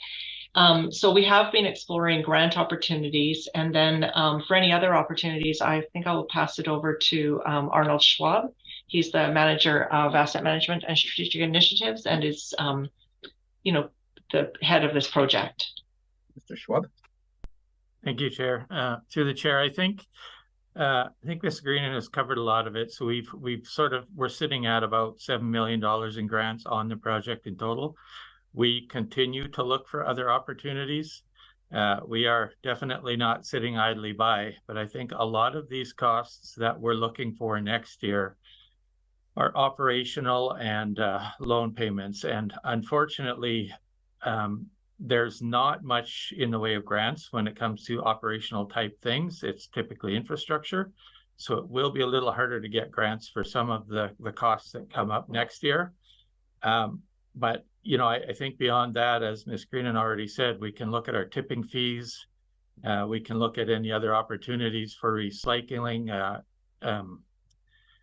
the EPR programs, which are producer programs that refund money to municipalities or disposal companies on purchases. It is a little difficult because we aren't really allowed to make a profit. We can cover our costs for a lot of those tipping fees. So it is going to be a little tougher for us to raise funds through alternate means. So what you're saying then is that there really is no other source of funding that staff can identify that would, you know, raise the required $3 million. Okay, again, I'm struggling with that because I know how really hard pressed for income a lot of people are, certainly in my area, and this seems like a bottomless pit. If it's operating, it's going to be every year. It's going to be ongoing. So I guess that concerns me. Thank you. So I would like to suggest we, Director Elliott, I would really like to get the right motion on the table before us. So if you have something burning, but maybe we can do the amendment first, so we're actually discussing the right numbers. Director Elliott, you had your hand, but so I could move the amendment and also ask a question. You can do that, yes. Same time. So the amendment is being drafted by our corporate officer. So the amendment is to, and our corporate officer hopefully has the right words, to change the numbers to the right numbers. Yeah, I'll move the amendment currently up on the board. And I have a question, if there's a second. We have a seconder. So discussion on, so right now we're just discussing the amendment. So just whether we change these numbers. So if it's to discuss the main motion, maybe hold off till we get it back to the motion as amended. The question could be relevant to either one. Okay. So whether we're changing to the amendment is the numbers as well. My question is, since we're following an provincially approved waste management plan, are there consequences for not following through on the approved waste management plan from the province? And so I don't know of that and the answer to that question, and it's relevant to whether we make decisions that are less than friendly to implementation. So that'd be from Mr. Schwab, I believe. Thank you. Through the chair. Yes, there is an expectation when you submit a solid waste management plan that you follow through. There are potential issues up to and including fines if you don't do as you are expected to do. There's a summary of those consequences anywhere that a person could have to understand that? Through the chair. The expectation, I'm not sure there's an exact summary of every infraction. Typically, they shoot for compliance before enforcement. So much of it will be up to the actual regulatory board that makes those decisions. Now the regulatory board knows what to do if they don't know the answers to those questions. Okay, so we're on the amendment. So is there any further discussion on this amendment? It was just to change the numbers in the motion to the right numbers. Okay, seeing none, I will call the question on this amendment. All those in favor? Opposed, none, carried. Okay, so now we're back to the amended motion, which has the numbers which reach the desired goal of 4.944 per thousand and 3.6 million maximum, or the maximum of both of those. So further discussion on that for Director Adamson. Thank you. Through the chair, and yet another question for the manager of financial services. I'm a bit of a numbers person.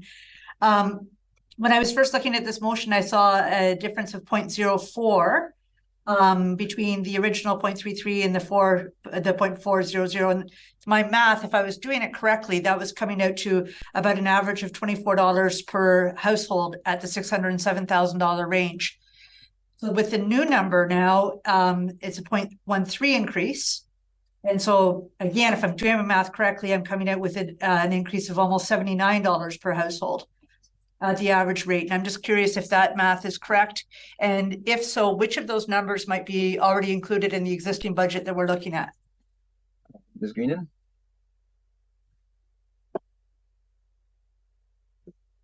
Thank you, Chair. Yes, so what we're talking about here is the maximum requisition limit. So the amount that we're looking for in the current budget is a $3.1 million. And I'm just going to get one more spreadsheet here.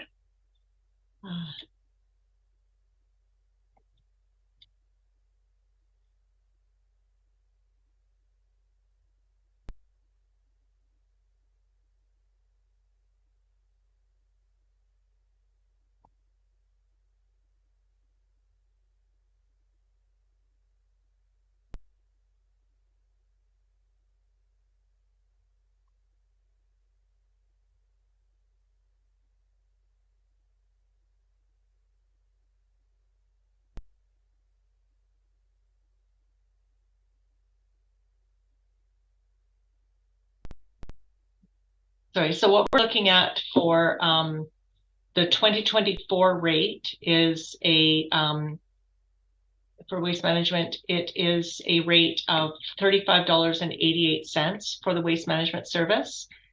And then that would be increasing to, so another $4 to increase. So it would be from $35.88 in 2024 to approximately $40 in 2028, you know, when we're getting close to that requisition limit. Okay. That's your question. Yeah, I've done my math wrong, so I appreciate the clarification. Okay, thank you. So we've had a lot of discussion on this item, and it's just a recommendation, so we have more opportunity. Director McCormick has her hand, and anyone else who has other questions, get your hands, and hopefully we can get to a vote. Director McCormick? Yeah, very quick. So if this is approved by the board and ultimately approved through the process by the electorate, then it would be implemented gradually. Is that what I'm hearing? So you're not going to implement the full rate in the first year, but in increments up to 2028. Is that correct? Ms. Greenan? Yes, that is correct. This new limit would take us through to what we have projected till 2028. So, so for example, what we have in the financial plan is $3.1 million requisition in 2024, and then 3.3 million in 2025, 3.33 in 2026, 3.45 in 2027, and then 3.61 in 2028. So that brings us to just under that requisition limit in 2028. Thank you. Yeah, and I'll point out that it's in part because the recommended increase is more than 25%. That is why we need to go to the inspector of municipalities with this. Okay, so is there any other discussion around the table on this item? Okay, seeing none, I will then call the question. So all those in favor of the amended motion? Okay, all those opposed? Let me just check Director McCormick. No, switch, no. Okay, so none opposed, it carries. Director Gisborne was opposed. No, I'm not opposed. Sorry. I'm trying to get the chair's attention. Okay, Director Gisborne? Before we go on to other items, we've been sitting for over 2 hours, and I was wondering if we could have a very quick 5-minute. Yeah, let's have a very quick break, and hopefully we can get through before our board meeting. Thank you. I'm getting the squirm. I thought it might be a good idea to be clear on what that motion meant. Yeah, so no, I get it. So it's essentially the Ministry of Environment has standards that we have to meet, and we can't opt out of them by having a referendum is essentially what that's about. No, they're going to ask you to sign a letter that says we're okay with increasing the upper tax limits. Yeah, but the reason they're doing that is because it's an environmental requirement under a waste management plan that's adopted. And if you don't agree, they have penalties. That's what I heard. There will be those who think we shouldn't have agreed. Right. But then they would think we should have penalties instead. And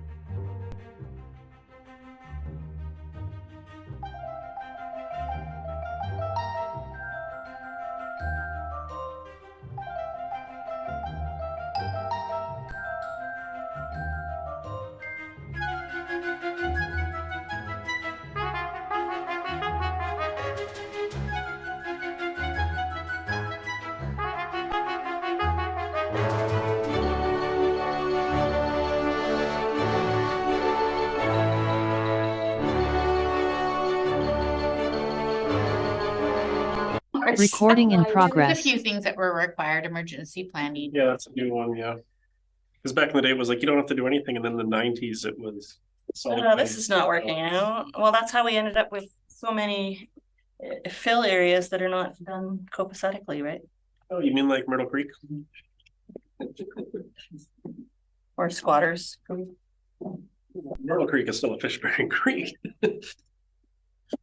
Whole bunch of ash next to it. Thank you, Chair. I think we're all back here now. Okay, great. So let's, if we can, get back on order so we can get through this. So I'll call us back to order, and we're on item number 3 on our agenda in 8.5, sub-item 3, which is about LIVFD, also a tax requisition limit. So is there, what is the will of the board?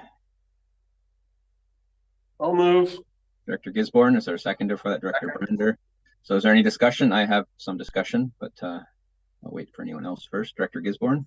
Yeah, how does Director Fall feel about this?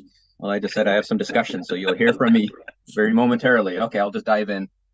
I realize that LIVFD needs more funding, but such an increase has the potential to cause financial hardship to residents who are having trouble making ends meet. Lesquiti has the lowest average income among QRD participating areas.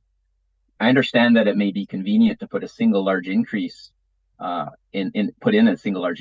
I would prefer to keep this as trim as possible, and ideally less than 50%. That is, to keep the limit per $1,000 under $2 per thousand net taxable value of land and improvement.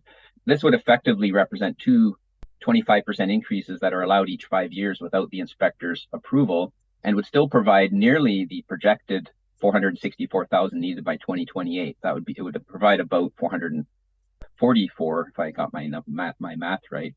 And that does not even include the potential increases in assessed values, which build in inflation to a certain degree. So the amount by 2028 would be presumably higher if property values go up. I don't feel inclined to increase the requisition limit a lot more than what would already be a dramatic increase. So I would like to keep it as minimal as possible. To put the maximum requisition of $500,000 in context, that is more than the total tax requisition for Lesquiti from the QRD in 2022. For the LIVFD service, a tax requisition of about $500,000 in 2028 would represent more than doubling the service costs from 2022, just 6 years ago. So over 6 years, I should say. The needs for the LIVFD service need to be balanced with the ability of residents to pay either directly through their taxes or indirectly through increased rents that will come about. So the motion is for the board to seek consent from the director for Area E, more specifically to ask me to consent on behalf of the Lesquiti directors. I'm fine with this motion as it is right now because it is not binding on the director, nor can it be. In general, I believe that using the provision of the Local Government Act for a director to consent on behalf of their community can be appropriate when the community has shown clear indication of support for a service change, and so is more time efficient and cost effective. However, I believe that using such a provision in the absence of evidence of community support should be done with great caution, especially for very significant changes, as the alternative is to ask the community via referendum or an alternative approval process, as we just discussed for the waste management service. So at this point, I'm not actually convinced that it is appropriate for me to consent on behalf of the Lesquiti community to such a dramatic increase in potential taxes without first consulting with the community and seeing if there's general support. This is not about the increase to support the 2024 requisition. I think that is no problem. It's a big increase for this year. The budget goes up a lot, but it's about the fact that the proposed cap is higher than I believe is necessary.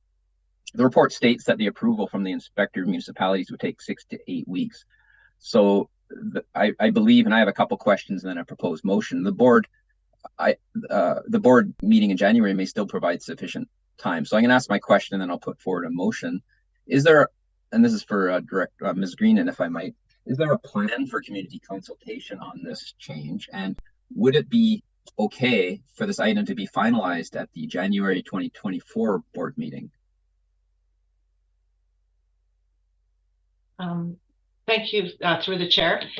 So right now, if we do not increase the requisition limit, I don't know what the you know, what the assessments are going to look like for 2024. But if we don't increase the requisition limit, we need to find $71,804 extra, or reduce the budget by $71,804.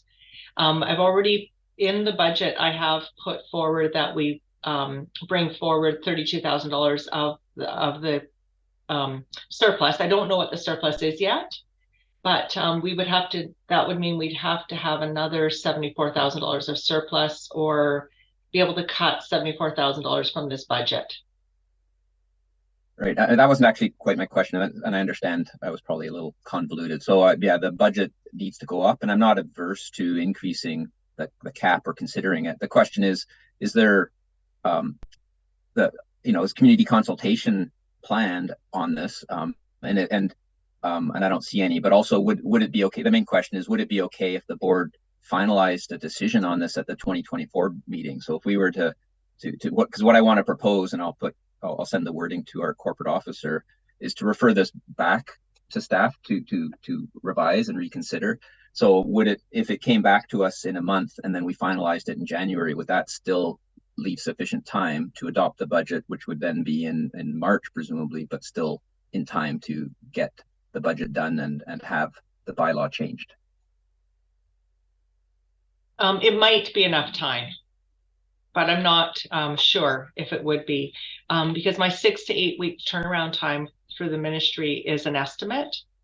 So we would have to, if we adopted this in January, I mean, assuming that these are the right, that I have the right dates, that would mean that the board would meet on the 24th of January, then we would get it out to the ministry, and hopefully we'll get it back in time for the March 28th board meeting, so that can be the bylaw could be then adopted by the board.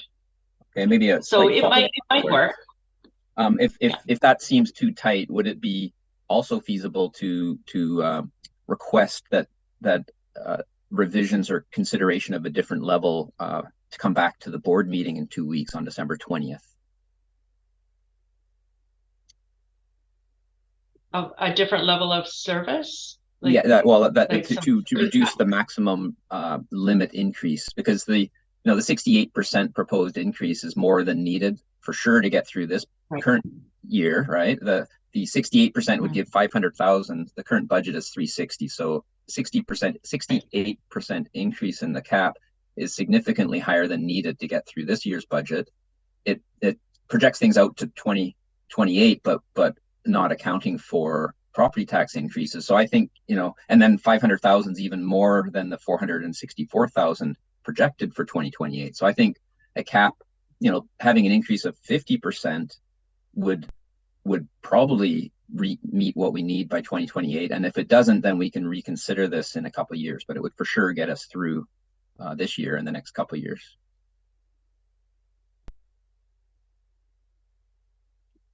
Thank you. So the question is it possible to do this for the next board meeting? Would it be possible to formulate what I'm going to propose, and if the board supports it, to get a revised motion on the board meeting in 2 weeks?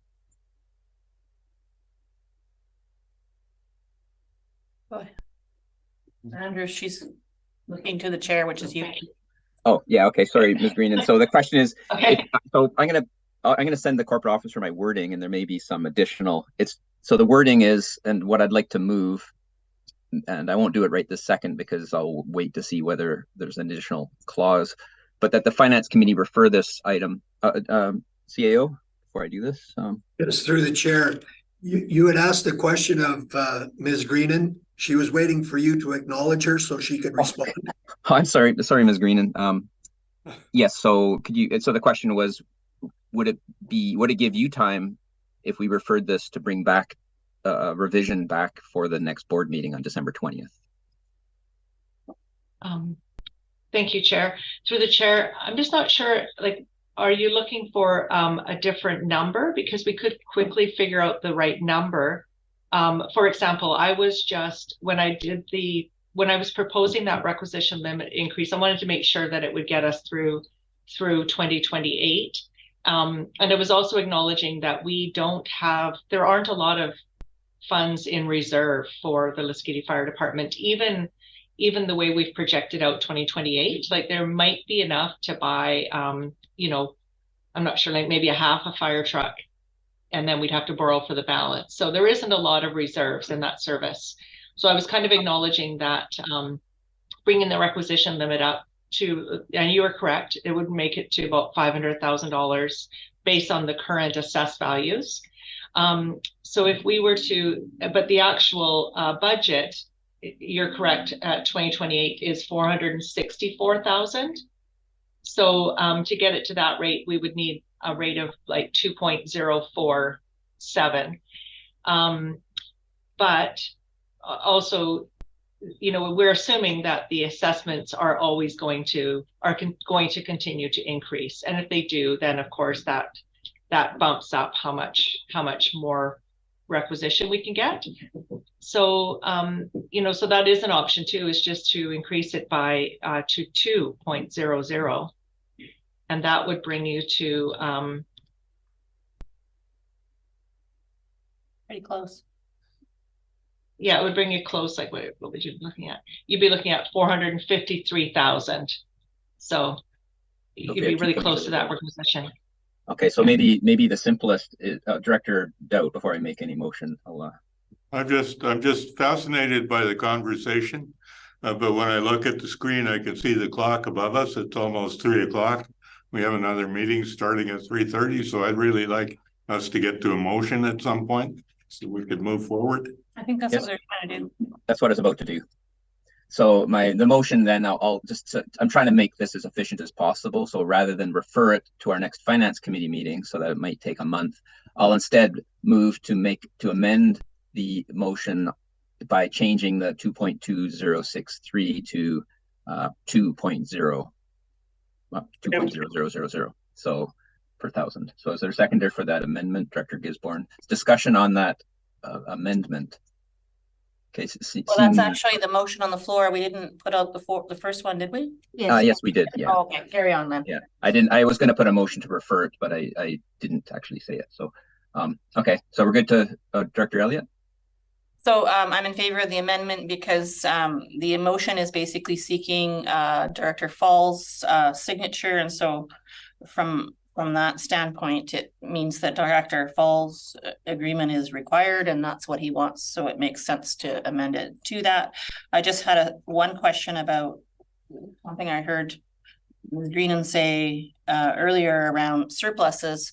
So this fire department is going to be fully funded by Area E. Was the surpluses you were referring to for shortfalls also going to come from surpluses from Area E, or was that a more broader implication on that? Ms. Greenan? Thank you, through the chair. No, that would be a surplus from Area E. We've been hitting the requisition limit consistently in Area E, or in the Lasqueti Volunteer Fire Department, for a few years. And so we have been carrying forward the surplus. And so that is the surplus from that service itself. Okay, thank you. Thank you. So this amendment, CAO? Through the chair, and for further clarification, Director Elliott, that's surplus out of the specific Lasqueti Fire Department. Great, thank you. Yeah, so just to briefly, to justify the amendment, it would limit the increase in cap to about 50%, which I think is easier to communicate to the public, and they may still be unhappy, but I think it'll take time to digest. Okay, I'm going to call, is there any discussion on the amendment? Seeing none, I'll call the question. All those in favor of the amendment? Carried unanimously. And now on the main motion, which changes it to 2.0. Is there any further discussion on that? Seeing none, I will call the question. All those in favor? Okay, thank you. Now we're on to the fourth one, which is Director Gisborne. You're going to move that? Yeah, I'll move that. Okay, is there a seconder for 4, which is Myrtle Pond? Director Elliott, discussion on the motion, Director Gisborne. Yeah, taking a look at the staff report, this was a project that was approved for last year, and I believe we were looking at, I already lost the tab. I think it was a set amount for community works funds of going off of complete memory, $169,000 from Community Works funds. And this is looking for an increase. We have quite a substantial amount in Community Works funds. And this is something that came up at strategic planning where we get Community Works funds, but there's only a very narrow list of things that we can spend it on. We can't spend on a broad spectrum, and that's why historically we would just kind of throw money at whatever we could actually spend it on without really looking at, well, does area D get its fair share and does area E get its fair share? Because essentially it was a big pool and we could only pull a little bit of water out of it. Now we're in a situation where we're starting to be able to use it for some other items. This last year, we put, I think, $500,000 towards the Resource Recovery Center. But my stance on Community Works funds for shared services was at that time and is still to this day that if we're using Community Works funds that are given to us for electoral areas and we're putting it towards a shared service, that municipalities and the other entities should also contribute Community Works funds. But the response we got from the city was they don't want to participate in that capacity. So to me, that makes the Community Works funds a little bit more limited again. And therefore, I am very much in support of using those funds for electoral area services. And I know it's only 84 properties, and this is one of the costs of water systems. And as I understand, please correct me if I'm wrong, and this is a question for our staff, that the current water system does not have a loop. And as a result, it results in, some water stagnation, and therefore the pipes have to be flushed more often. And that this project ties in with the Myrtle Creek Bridge that we put in several years ago, and will thus make the system a looped system and should theoretically lower the amount of treated water that we're then having to flush out of the lines. Is that a correct understanding? And I see Manager of Operational Services Patrick Devereaux on the screen, so I guess that's a question for him. Can you be able to answer that for us? This creates a loop for us. Yes, Chair. Director Gisborne is correct. The Centennial Highway 101 section of Myrtle Pond is one long dead end, and this reconnects the loop that was lost when we had a line breakage underneath Myrtle Creek about 10 years ago. Thank you. Is there any further? Oh, sorry, Director Gisborne, or you? So it should help protect the environment overall and reduce our overall water consumption. And with that, I see it as actually providing a greater benefit to the aquifer as a whole, because if it means we're pumping less water out of the ground to flush the lines, it should mean that we're pumping less water out of the aquifer. And I know I'm grasping at straws here, but thank you. Okay, thanks, Director Brander. Thanks, Chair. As was mentioned, it's 84 parcels that this goes to, and we heard from the Director of Financial Services earlier on that they do have a reserve budget set aside. So I'd like to propose an amendment that instead of $359,000, it'd be $254,000 of Community Works funds. Okay, is there a seconder for that amendment? Director McCormick. Okay, discussion on that amendment to reduce the amount from $359,000 to $254,000. Director Brander and then Director Elliott. Okay, basically just reiterating what has already been said is that I think it's a very small, very small percentage of the population getting the benefit from the Community Works funds. They're still receiving over $250,000, which I find to be significant, and they have the money in reserve. So I think it's fair that at least it's partially used. It's not using up all the reserves. They still have a rainy day fund. So I think it's a reasonable request. Thank you, Director Elliott. So I just want to clarify, this is approval of the Community Works funds is from the area directors. Is that correct? Everyone votes, but the corporate officer can clarify for us. Thank you. Yes, so this would be an everyone votes. Okay, thanks. So I did listen to the conversation earlier. It did make sense to have the reserves that were set aside for the Myrtle ponds contributed as much as they could and use the community works funds to do the project. So I'm in support of the amendments. Thank you. Is there any further discussion? Director Gisborne? Oh, I completely spaced on that. Oh, yeah, now I remember the question I was going to ask. Sorry, it's been a bit of a long day. How much, if this motion, if this amendment passes and then the main motion passes, how much reserves would be left in the Myrtle Pond water service? Ms. Greenan? Thank you, Chair. Through the chair, that would leave approximately $85,000 in the reserves at the end of 2024. Okay, and then I have a question for our manager of operational services, Patrick Devereaux. Would he feel comfortable with $85,000 being left in the reserve? Because as we have seen with water systems that are getting old and aging, sometimes you have a pipe break and these things can get very expensive very quickly. And that's where I have a concern when you have a depleted reserve and you have an unforeseen cost.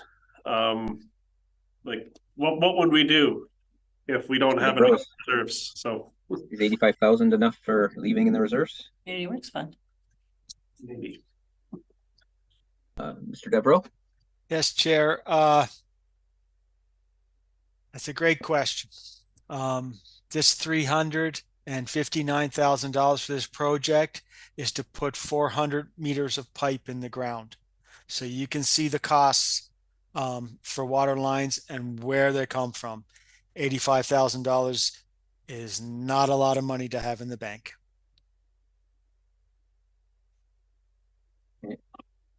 Dr. Gisborne? Yeah, I agree with the sentiment from Director Brander and Director Elliott. I was actually the first director to express concern that it's a lot of money for only 84 parcels. But at the same time, it is an old system. There have been breaks in the line in the past.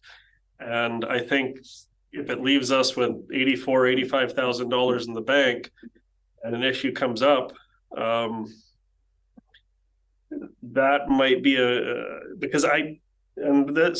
here's another question. If we do have a break in the line and we got to do some kind of emergency work, are we able to use community works funds for fixing an emergency, or would that not be allowed? Ms. Greenan? Thank you, Chair, through the chair.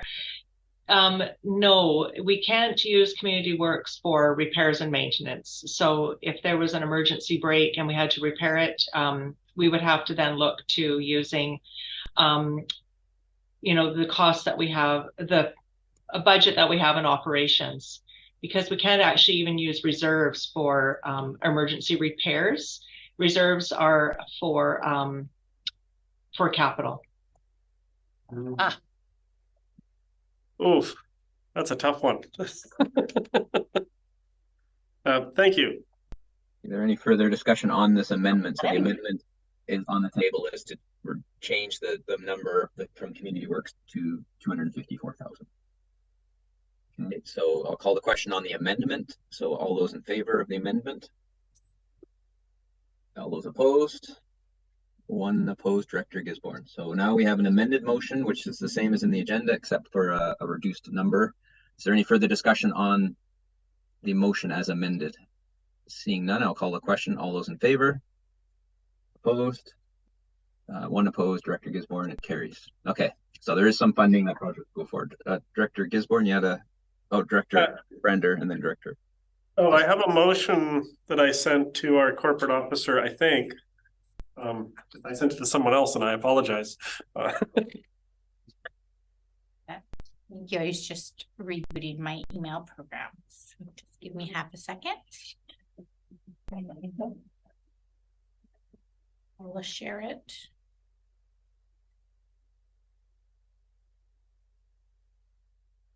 And it has to do with the financial plan and the budget.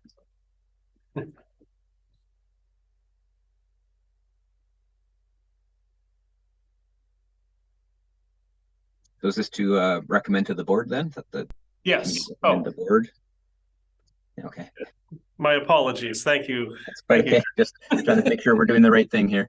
So Yeah. the committee recommend the board request a meeting with the mayor and so on. Okay, so this is to request a meeting with the city to discuss funding about the rec complex.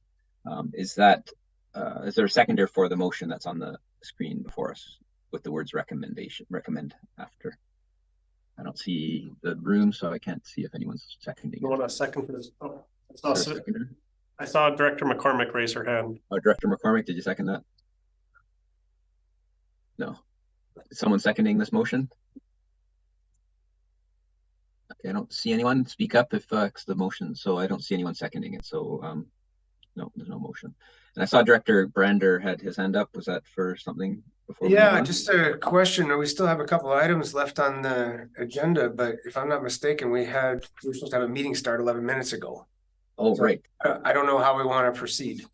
No,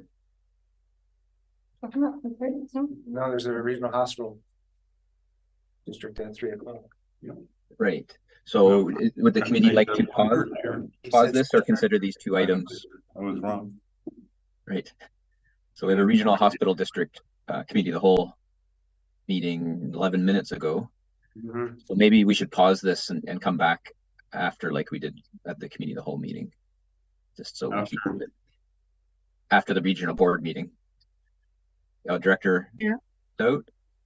Oh, I was just going to respond to your saying we should pause this and come back after the regional hospital board, but after the regional hospital board is the committee of the whole meeting. Right, there's a regional board meeting. We're gonna pause it. The finance committee, we should come back after supper at the after the committee of the whole meeting. Yeah, the regional board meeting. Yeah. Okay, so is everyone in agreement that we would come back after the board meeting?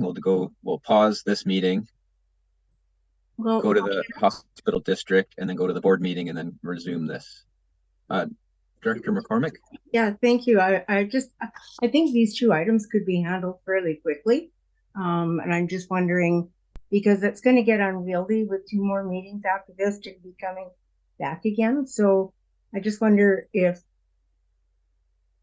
we could possibly push through those 2 items. Okay, is everyone okay if we try these 2 items and try to be as parsimonious as we're able to? Sure. Okay, so item 8.6, let's just give it a go. So Myrtle Pond water service capital inclusion charge, moved by Director Gisborne. I would like to move that this item be forwarded to the February Finance Committee. Okay, so that's a motion to forward it to the Finance Committee in February. Yep. Seconder for that. Is there a seconder to forward this? No, seeing none. So we're back to, we don't have a motion on the table yet then. Is there a mover of this motion? Director McCormick, Director Brander. So we have the motion before us. Is there discussion on this? Director Gisborne? Yeah, I'd move to forward this for a number of reasons. One was the expediency of time, because this has to do with the Myrtle Pond water service capital inclusion charge. And since we are going to talk about having 3rd reading and adoption, and I will take the time. So the Myrtle Pond water system capital inclusion charge bylaw, we had some public engagement on this item. I was at the meeting. Public didn't seem very interested in the idea of spending $30,000 to join on to the Myrtle Pond water system. As is covered in the report, the Centennial Drive or the Bella Maris Water Improvement District, their response was, well, our water is better than yours, so we don't want it. The reason I was going to ask that this item be postponed until February is the Electoral Area Directors Forum occurs at the end of January. And the provincial government's Bill 44 is kind of unclear around density in electoral areas, especially when it comes to water systems. The proposal is that a property owner who wants to join the system would have to cough up $30,000 to join the system. But that's based on, they can have, 1 to 1.5 dwellings on that parcel. However, with the provincial government's, push for density, especially in areas where there are water systems, may impact a developer's desire to join this water system. And therefore, $30,000 might not be enough because they might actually want more than the 1 dwelling on the parcel. Additionally, the quote to connect the water system and form the loop that we just had, quote came back, or the estimate is significantly higher than what was anticipated. So my thoughts are is that $30,000 isn't enough in this bylaw.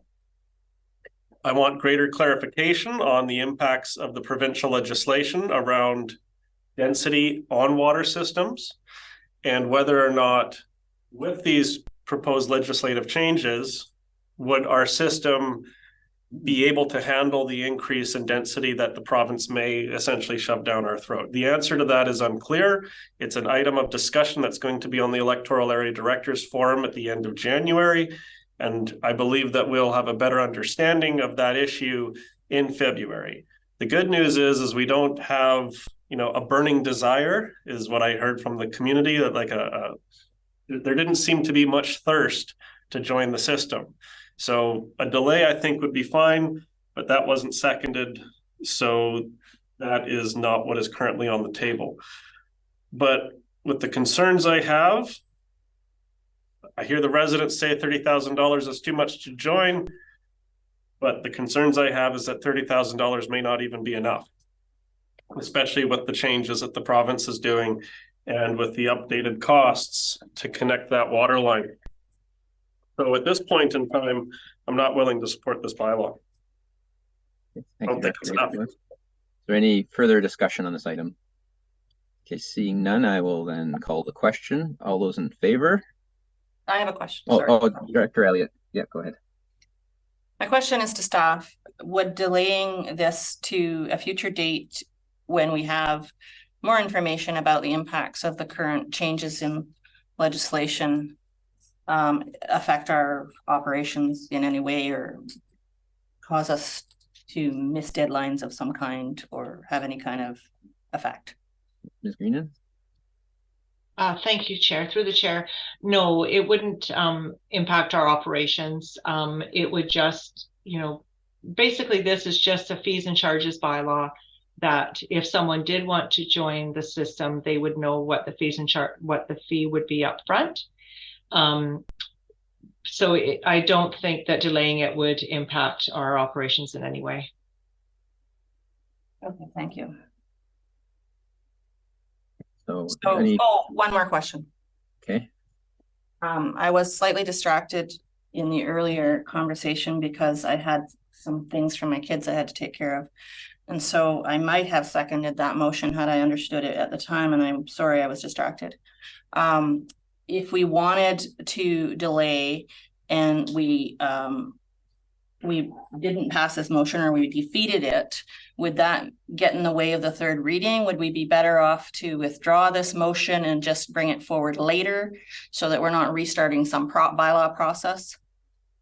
Right. So if we were to if there was a desire for someone to move this forward, postpone it, corporate officer, what would be the best way right now?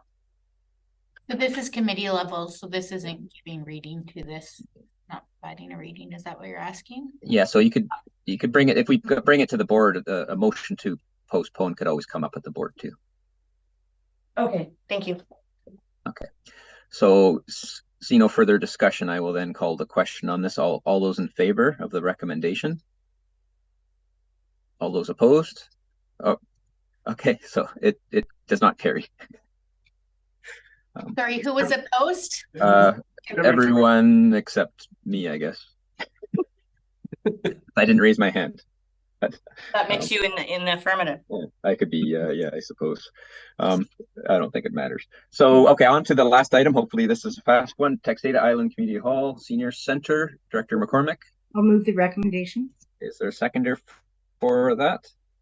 Director Brander, is there discussion on this item? Director McCormick. Very briefly, this is information that the Recreation Commission has asked for. There is current discussion regarding the poor condition of the foundation of the community hall and the ventilation underneath it, and also regarding the old school, the fact that it's on a floodplain. So I think it's really valuable information to have that will help us both in asset management and in terms of enabling the Rec Commission to the future, to debate the future of these buildings. So thank you. I support it. Thank you, Director McCormick. Any further discussion on this? Seeing none, I will call the question. All those in favor? Opposed? Carries unanimously. There is no new business. Oh, Director Brander. Yeah, thanks. I'd like to bring forward a motion that would revisit item 8.6 at the February, I guess, the Finance Committee meeting. I'll second. Okay. So this is if that's duly moved and seconded to bring it forward to the February Finance Committee meeting. Yeah. Okay. Is there any discussion on this? Seeing none, I'll call the question. All those in favor? Opposed? I think we're all unanimous on that. That's good. Okay. Thank you for that. No new business. And we're on to question period. Is the anyone wanting questions, in particular the reporter, Mr. Galinsky? We're late on this meeting, Chair, so thank you for the opportunity. I won't ask any questions. Thank you very much for your understanding. So we are adjourned. Spent half an hour talking about it because we didn't want to defer it. Now we're going to think about it again. Any roads, same place.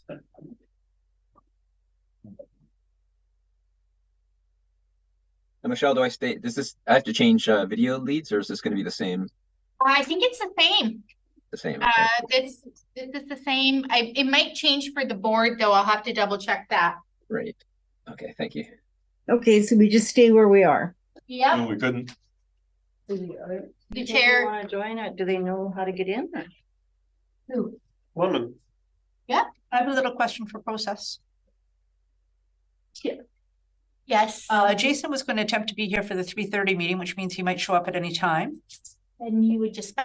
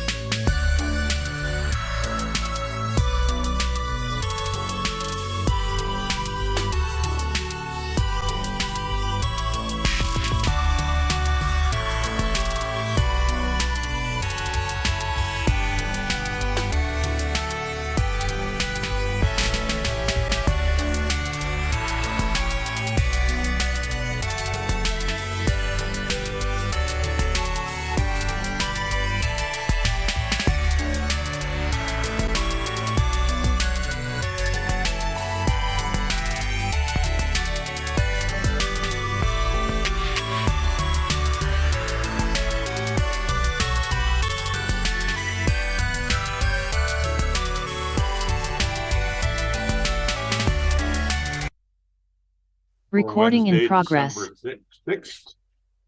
And recognize that the meeting's taking Recording place under stopped. traditional territory of the Tla'amin people. I think that said the recording was stopped as opposed to the recording was beginning. Recording in progress. There you go. Okay, there we are. We're being recorded. So the meeting has been called to order. And we are at number 2, the approval of the agenda. Director Gisborne moved the agenda. Director Elliott seconds it. Any discussion on the agenda? All those in favor of accepting the agenda as circulated? Any opposed? That's carried. Different right through here. Minutes of the Regional Hospital District Committee of the whole meeting September 6th, 2023. Any Anybody like to move those minutes? Director Elliott, seconded by Director Gisborne. Any errors or omissions in the minutes? Don't see any hands. All those in favor of accepting them as circulated? Any opposed? That's carried unanimously. We have no delegations and inquiries, no unfinished business, correspondence, or business arising from correspondence. That brings us to 8.1, Regional Hospital District Audit Service Plan. Brandon, would you like to speak about that plan a little bit? Oh, thank you, Chair.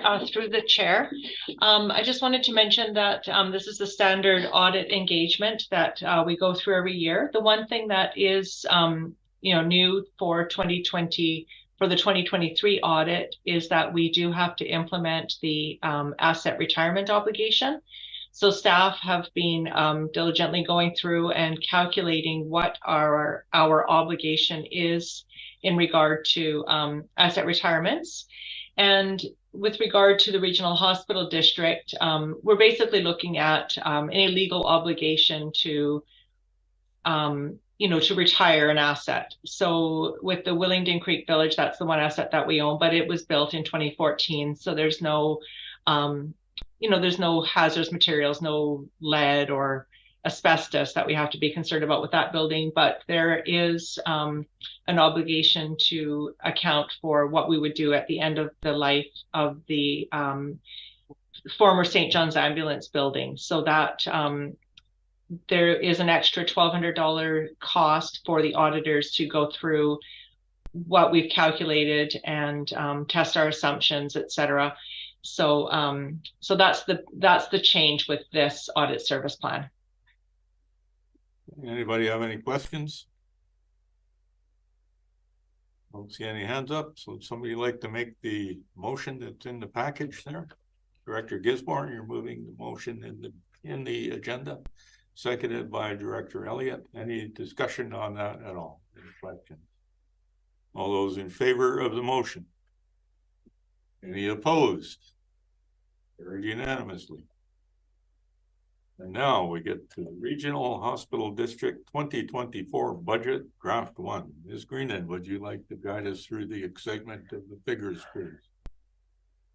Okay. Thank you, Chair. Yes, I do have a presentation, and I will make it, fairly brief because I know that we are, we are crunched for time here.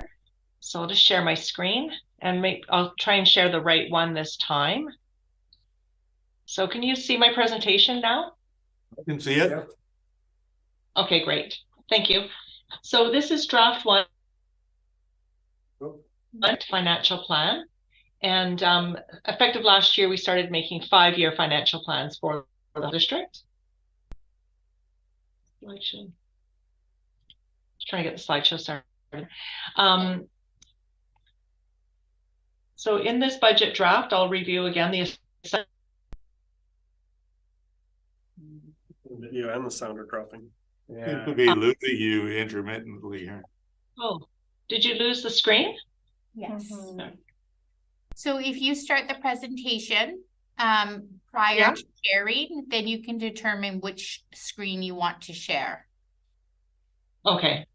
So just start the presentation mode first. Right. Okay. So I'm just trying to figure out.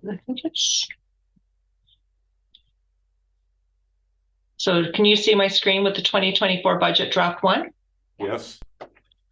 Okay, sorry. So in this presentation, I'll review again the assumptions, the operations, which are pretty limited for the hospital district, the equipment grant that Vancouver Coastal Health often asks for. I'll review the operations of the Willingdon Creek Village, the lease payments, and our obligations around that. I'll also review VCH capital cost share, and then I'll review the reserve fund contributions and the residential tax rates based on draft 1 of the budget.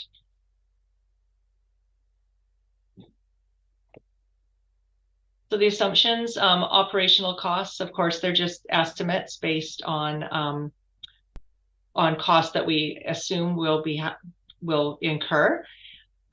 Return on investments, I'm projecting a rate of 4%. And as I said, in the regional district, we are getting closer to 5% right now. But I'm going to budget for 4% as an average for the whole year. The VCH cost share requests, if we do borrow for those cost share requests, I'm projecting that the interest rate will be 6%. And we have been getting, closer to 4.5%, 5%, but for budget purposes, 6%. Tax rates we're always looking at a residential tax rate per $100,000. And so the rates for non-residential would be increased based on the provincial multiples. And the 2023 actuals that you see in the plan are just year to dates to November 18th. So they will definitely change until the year end is completed. So operations, we have our Arbutus Street building, which is currently leased to the Miclat Recovery Society, which I know has just changed its name. There are no costs projected for that because the Miclat Recovery Society is operating it, and we haven't projected any costs that we'll have to put in 2024. The Abbotsford Street site, we budget $5,000 for debris removal, danger tree, just general cleanup. We don't necessarily spend all of that, so any surplus would come forward in the subsequent year. Legal fees, we budget $15,000 just in case we need to have some legal opinions. Professional fees, we budgeted $10,000, and insurance, I'm budgeting for a 10% increase. So we won't know what the actual increase is until we get our quotes from our insurance agents. So the VCH cost share requests, these are just the ones that have already been approved. I know they have asked for another cost share request, but we haven't the board actually hasn't given staff direction to write a report or consider that yet. So the ones that have been approved, the board has approved $2.8 million in 2021, and that was funded $118,356 from reserves, $2.6 million from borrowing over 10 years. And in 2022, the board approved another $791,756, and that was fully funded through borrowing over 5 years. So when these cost share requests are approved, we get invoices on a frequent basis from Vancouver Coastal Health as they spend the money, as they purchase the capital, and to date, we've had drawdowns on the temporary borrowing, and then we've converted 1.5 million of that to debenture debt. So what I'm going to recommend later on in this presentation is, because we do have some reserves available, that we consider not borrowing any more towards these two cost share requests, that we just use the reserves to fund the balance of those cost share requests. The 1.5 million that's already being turned into a debenture debt, we'll have to follow that through for the 10 years because we can't pay it down. The MFA doesn't allow us to do that. So the Willingdon Creek Village, we get lease revenue of $1.192 million annually from Vancouver Coastal Health for the lease of that building. And our debt payments are now increased to $1.832 million until 2034. And as I said, that is a 4.5%, 52% interest rate until 2028. And then in 2029, the interest will be reset again by the Municipal Finance Authority. The maintenance reserve, the lease revenue that we get from Willingdon for the Willingdon Creek Village includes a contribution of $240,000 annually. And we put that towards reserves for building repairs, maintenance, if we have to replace a roof, basically for renewal of the building. And we're estimated that that maintenance reserve will be $2.6 million at the end of 2024. The regular reserve fund, this is the Section 20 reserve, we've been contributing $200,000 plus interest in that annually. And it's projected at $5.2 million at the end of 2024. So that fund can be used for asset renewal, replacements, upgrades, major repairs of the hospital, and it can be used, as I said, towards cost share requests that we received from Vancouver Coastal Health. So the residential tax rates are projected in the 2024 budgets are $16.18 per $100,000 for the regional hospital district, the bulk of the area. And then Tla'amin has a bit of a different tax rate because they don't contribute to any decisions that were made pre-treaty. And so that means that their tax rate per 100,000 is a bit lower at $9.85 per 100,000. A cost per average home is about $98.27 for the bulk of the RHD, and then about $60 per average home in Tla'amin. And the average home is based on the average of the whole region in 2023, which was about $607,465. And we'll reassess that when we get the 2024 completed roll values. I did a tax rate in 2022. We did a rate comparison of 42 regional districts and or 42 hospital districts, sorry. And I just wanted to show you what we found. So Powell River, we're at $16.18. Of course, we're looking at 2022 rates for other regions, but we are quite low as far as tax rates for regional hospital districts. So we rank 33 out of 42, 42 being the lowest. So the lowest one is Squamish-Lillooet, which is at $3.31. And the highest one is Bulkley-Nechako.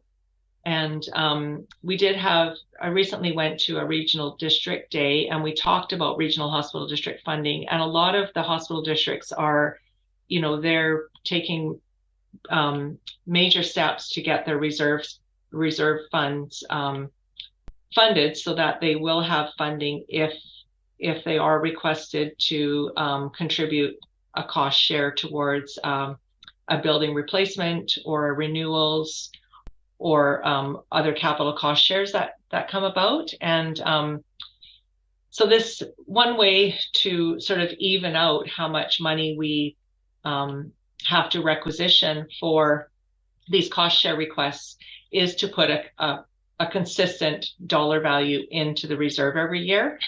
So for example, if we were to put, say, $20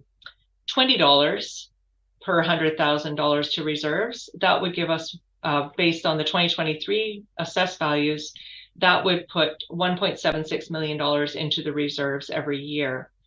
And we are averaging approximately, recently we've been getting approximately an average $1 million per year requests from Vancouver Coastal Health for cost shares. So this would be one way to even out the requisition, and then we wouldn't have to borrow. So we would eliminate the problem of borrowing all the time and the interest that's incurred to borrow. And then we would also have some money set aside in reserves for other capital renewals and repairs as they come up. So something that I'd like the directors to think about is to think about putting some, maybe we set a tax rate, and that is what a lot of other regional hospital districts are doing. They're setting their tax rates for normal operations, but then also setting a tax rate that they'll set aside every year for reserves. So now if directors have any questions, I'm available for questions. And then draft 2 of the budget is projected for January 24th, 2024, depending on what dates the board sets for those meetings. So I'll stop the share now. Got some hands up. So I've got a couple of questions I'd like to see if I can ask you quickly. First is if you could put your slides back up there again, please. I know okay. When you had the first one comparing 2023 and 2024, I thought there were some differences between your slide and what's in my package there. Could we go back to that in the presentation? It shows the tax requisition table. I'm trying to figure out now. I'm losing the share here. Can you see it? Can you see the screen? No. Okay. I think I know what Director Dow is referring to. Or Dow, my apologies. We'll see. Page 8. I'm sure you can get it back. It was looking good there before. Okay, now we can see the presentation. Now we need to go down to that first table that shows the jurisdiction and the tax requisition amounts. Okay, there we are. Okay. Okay, so in this one, we've got the residential tax rates. The numbers are the same as the one in my package. Get to the requisition change. My package shows 192,241 instead of the 163, and a requisition change of 15.2%, and the slide shows 12.8. Is that what's the difference between what's in our package on page 4 and this slide, and which is the right one? Okay, yeah. 1 second, it's going to go through the... You know, the percentages are different over at the end. The tax rate per 100,000 seems to be, well, it's a few cents difference there too. Oh, you know, my slide is wrong. Sorry, I was putting these together really quickly. And so my slide is incorrect, because the tax requisition is actually 1.459224. And this slide shows 1.429. And so the tax rates in your package are correct. So it's actually $16 instead of $16.18. It's actually $16.52 per 100,000. Okay, that's my conundrum. I was trying to figure that out. Now I'm happy. I know what it is, as long as everyone knows that page 4 of the package is the right one. And you know, I see that really what's affected there is the cost share. This reflects the cost share requests that have already been okayed and agreed to by the board. And I agree with the concept of going ahead in the future, and I'd say not this year, but in the future, of setting a rate for the reserves that we're going to put in every year. And I think, just to your suggestion, if we had added $20 per 100,000, that would change the tax rate overall for the RHD from $16 to about $36. Am I right about that? So that would be the chair. Yeah, that would be a significant number for the future, but we could spend the next year talking about what the right number might be, and that would smooth taxation over the next number of years, hopefully. So those are my questions. So thank you very much for your help, and I hope I thank you for waiting. So Director Gisborne, you're next. Yeah, could you bring that slide back up again? Yes. Incorrect one? Well, yeah, but then the next one right after it.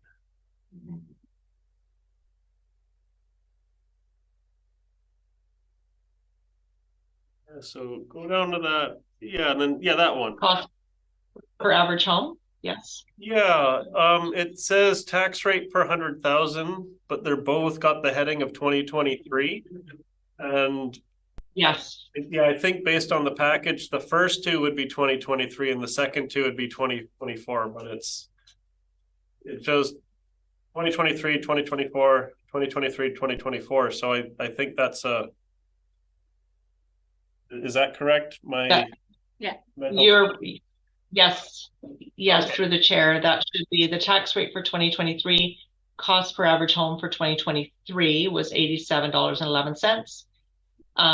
Tax rate for 2024 is $16.52, and then for 2024 is probably be about $99 per average home. 133 cents in the package is there's a similar table in the package on page 8, but the years are also, they have that same switch that's on there. So when I first read it, I got a little confused, and I figured it out. That helps clarify. My apologies. Oh, no problem. Okay. That takes care of your questions. It does. Director Elliott. Thank you, Chair. So, there's 15,000 in the budget for legal fees. If we do not use it, does it roll over and then not get taxed the next year? Or did we have that in our budget last year? Is it rolled over this year? So that's my question on that. I have more than one question. Go ahead, Ms. Greenan. Thank you, through the chair. Yes, if we don't use it, what we have been doing and what I have recommended in past budgets is that any surpluses in the hospital district get rolled forward into the Section 20 reserve. So we don't generally roll them forward and use them in operations or use them to reduce the requisition, but they do get reflected in that reserve fund. Second question, if we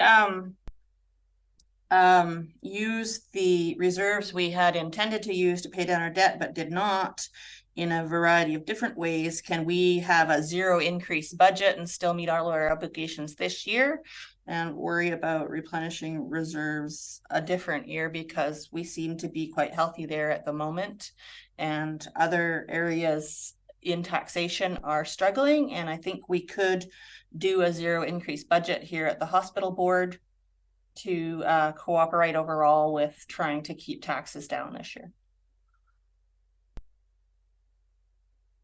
Ms. Greenan.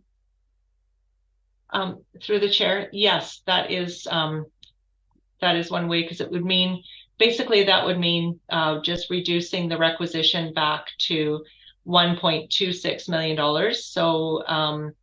So what we would just have to make some adjustments, and you're correct. So we would just have $192,000 less funding going into the reserves. Thank you. Okay. Director McCormick. Yeah, thank you, Chair. Am I muted? I can't see or not. I can hear you. Okay, good. Thank you. Okay, so I'm looking at the chart on page 5 of the report, which is looking at the cost share request debt payments. And when I added up the interest that we pay on both the short and long-term debt going till 2028, that's $798,000. That's almost $800,000 in interest on a debt that was initiated in 2020. So I'm really concerned about that. So I have a few questions related there too. On that chart, it shows a short-term debt. This is from the 2020 to 21 cost share request. It shows short-term debt of just under 18,000. Is that what is being proposed in the second recommendation to be funded out of the Section 20 reserve? Greenan? That's my first question. Okay, thank you, Chair. Yes, so basically what I'm looking at to fund out of the Section 20 reserve would be basically all of the projected debt, the 1.187 million and the 756. So I'm proposing that both of those be funded from reserve. And then all we would have would be the that one at the top, the issue 158, 1.5 million. We would just have that debt to pay off. Okay, but then there's the 2023 cost share request. So how would that be financed? That I'm also recommending that, so that the 2023 cost share request is the 791,756 that has already been approved. Right. I'm recommending that and the 1.187 million be funded from reserve. Okay, I agree with that. I think that's a good solution. I think we have to be very conscious of how much we're willing to burden taxpayers with in terms of requisition. So yeah, thank you. I like that. Any other questions? Any other questions from any board members? Would somebody like to make the motion that's in the package? Moved. There are two of them. Director Gisborne? I think Director Fall moved and I'm seconding. Okay, I did. Maybe you didn't hear him. It's been moved and seconded. Then part one, all those in favor? Any opposed? That's carried. How about part two? So moved. Director Fall, seconded by Director Gisborne. Any discussion on that? Director Elliott? Is this where we would change numbers to land on a zero increase budget? As per my question earlier, You want to make that motion? I'm not quite sure what numbers to use, but yeah. We could do this two ways. You could make motions now that you don't know quite how to make them. Or when we get to draft two, you could make a motion that you have more time to think about. Okay. I would suggest more time to think about it being maybe the better option. Okay, just so the board knows that my intention is to think about that and probably bring it forward at another time. Always a good idea in my view. You good with that, Ms. Greenan? I see you paying attention. Yes. Thank you, Chair. Yeah, through the chair. Yes, you could do that. Okay, so if we pass this, we'll get draft two and then we can have a rethink in draft two and get our numbers straight. All those in favor? Any opposed? Carried unanimously. No new business. Question period. Mr. Galinsky, are you still with us? I am still with you, Chair. Thank you very much. No questions at this time. Thanks for the opportunity. Anyone else in the audience who might want to ask a question? We're dying for the day when that happens. I don't hear any, so that's unfortunate, but that means we're adjourned. Thank you very much. See you in minus 20 minutes. Looks like we're on time for the next meeting. Most. Just everyone, we have to switch to the other link. Recording stopped. Because that's the link that's been shared with the people who may want to join. So we'll meet you over on that link. It's in your calendars. Director McCormick, did you say something? Yeah, sorry. Okay, so we close this out, leave it, and then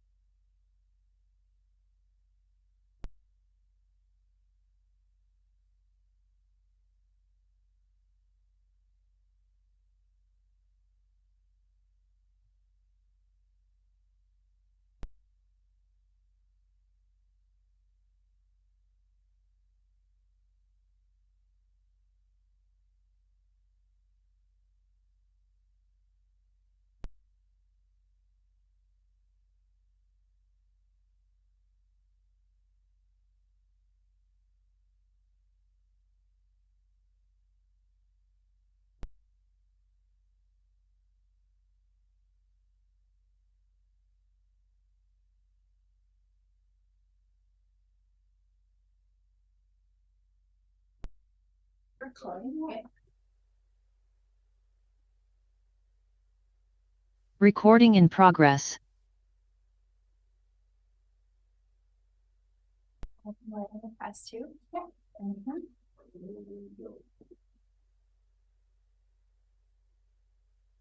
We have quorum, Chair. Great. Thank you very much, everybody, for coming today, December 6th Regional Board meeting. Want to recognize we're holding the meeting on the traditional territory of the Tla'amin Nation. For those of you who have tuned in at the regularly scheduled time, I apologize, our earlier meetings went a little late. So we have the agenda. From what I understand, one item 10.3 has been identified and is going to be moved to the consent agenda. There was no opposition to that at the committee level. So have that now item 8.8. Yes. Okay. Now the 10.3 will be item 8.8. Do we have move the agenda as proposedly amended? Thank you. Seconded, but oh, sorry, Director Elliott. I would like to move that we have under business arising from correspondence the 6.1, because I wanted to propose that we do a letter of support. Okay, well, we can take care of that when we get there too. You can. Okay, I thought you had to say. You don't need to. Okay. So we have a mover. Do we have a second? You seconded the Sure. agenda? Okay, thank you, Director Elliott. Any other discussion? Seeing none, all in favor? None opposed, motion carries. Minutes of November 22nd board meeting. Are there any errors or omissions? Oh, moved. Sorry. Seeing none, Director Gisborne moves it, seconded by Director Elliott. All in favor? Any opposed? None opposed, motion carries. Same thing for the special regional board meeting November 29th. Any errors or omissions? So moved. So Director Gisborne moves, Director Elliott seconds, all in favor? Unopposed, motion carries.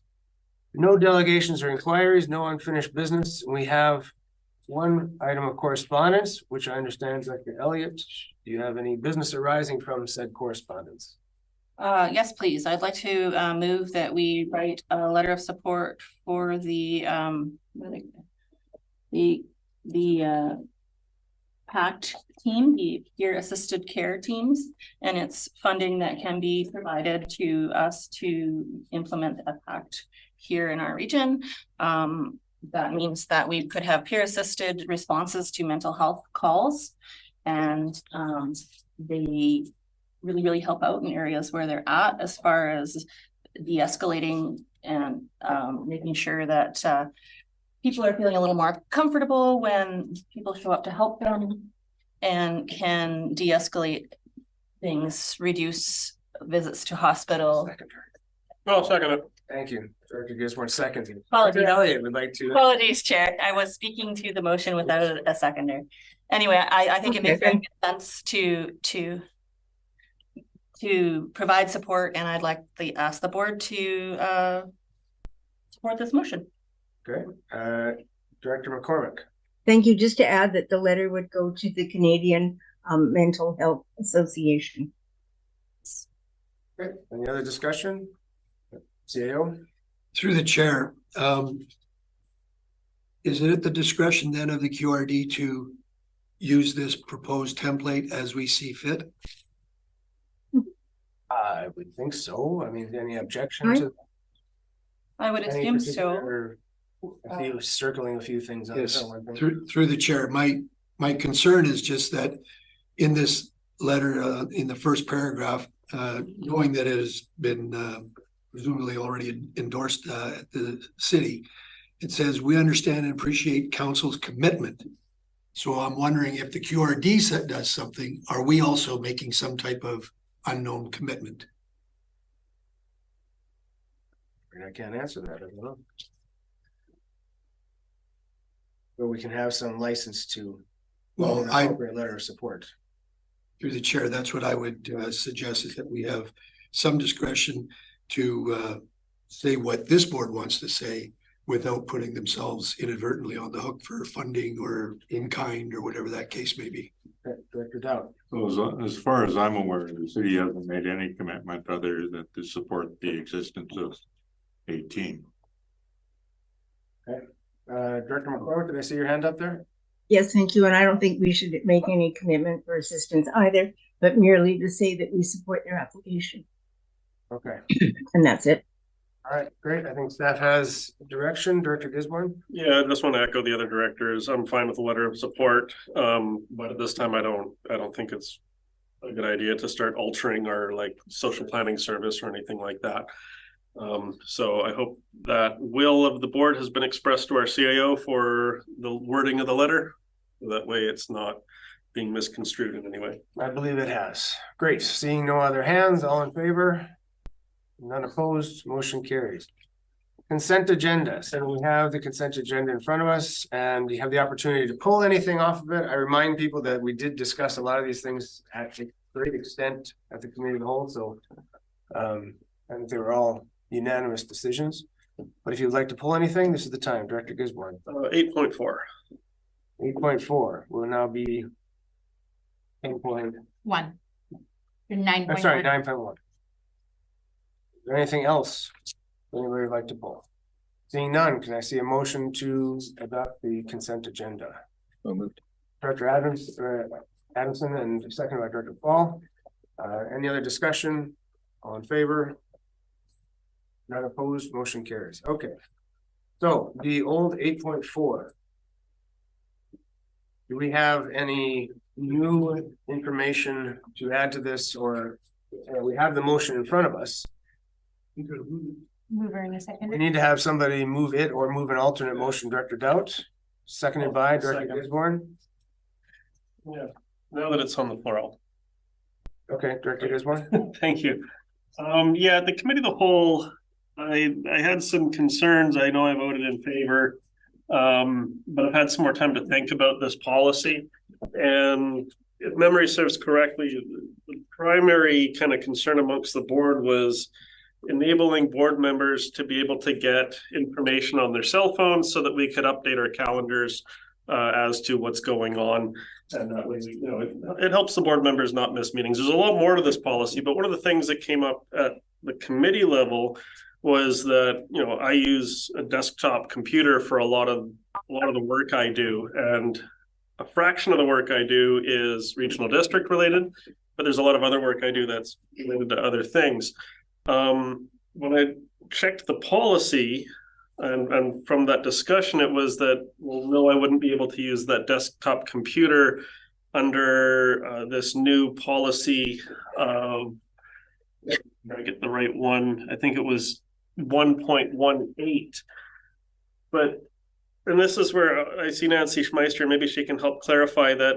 My understanding is I can use my personal device if it's a mobile device and it has access to, you know, mobile cellular data, but if it's like a desktop device, I can't. Is that understanding correct?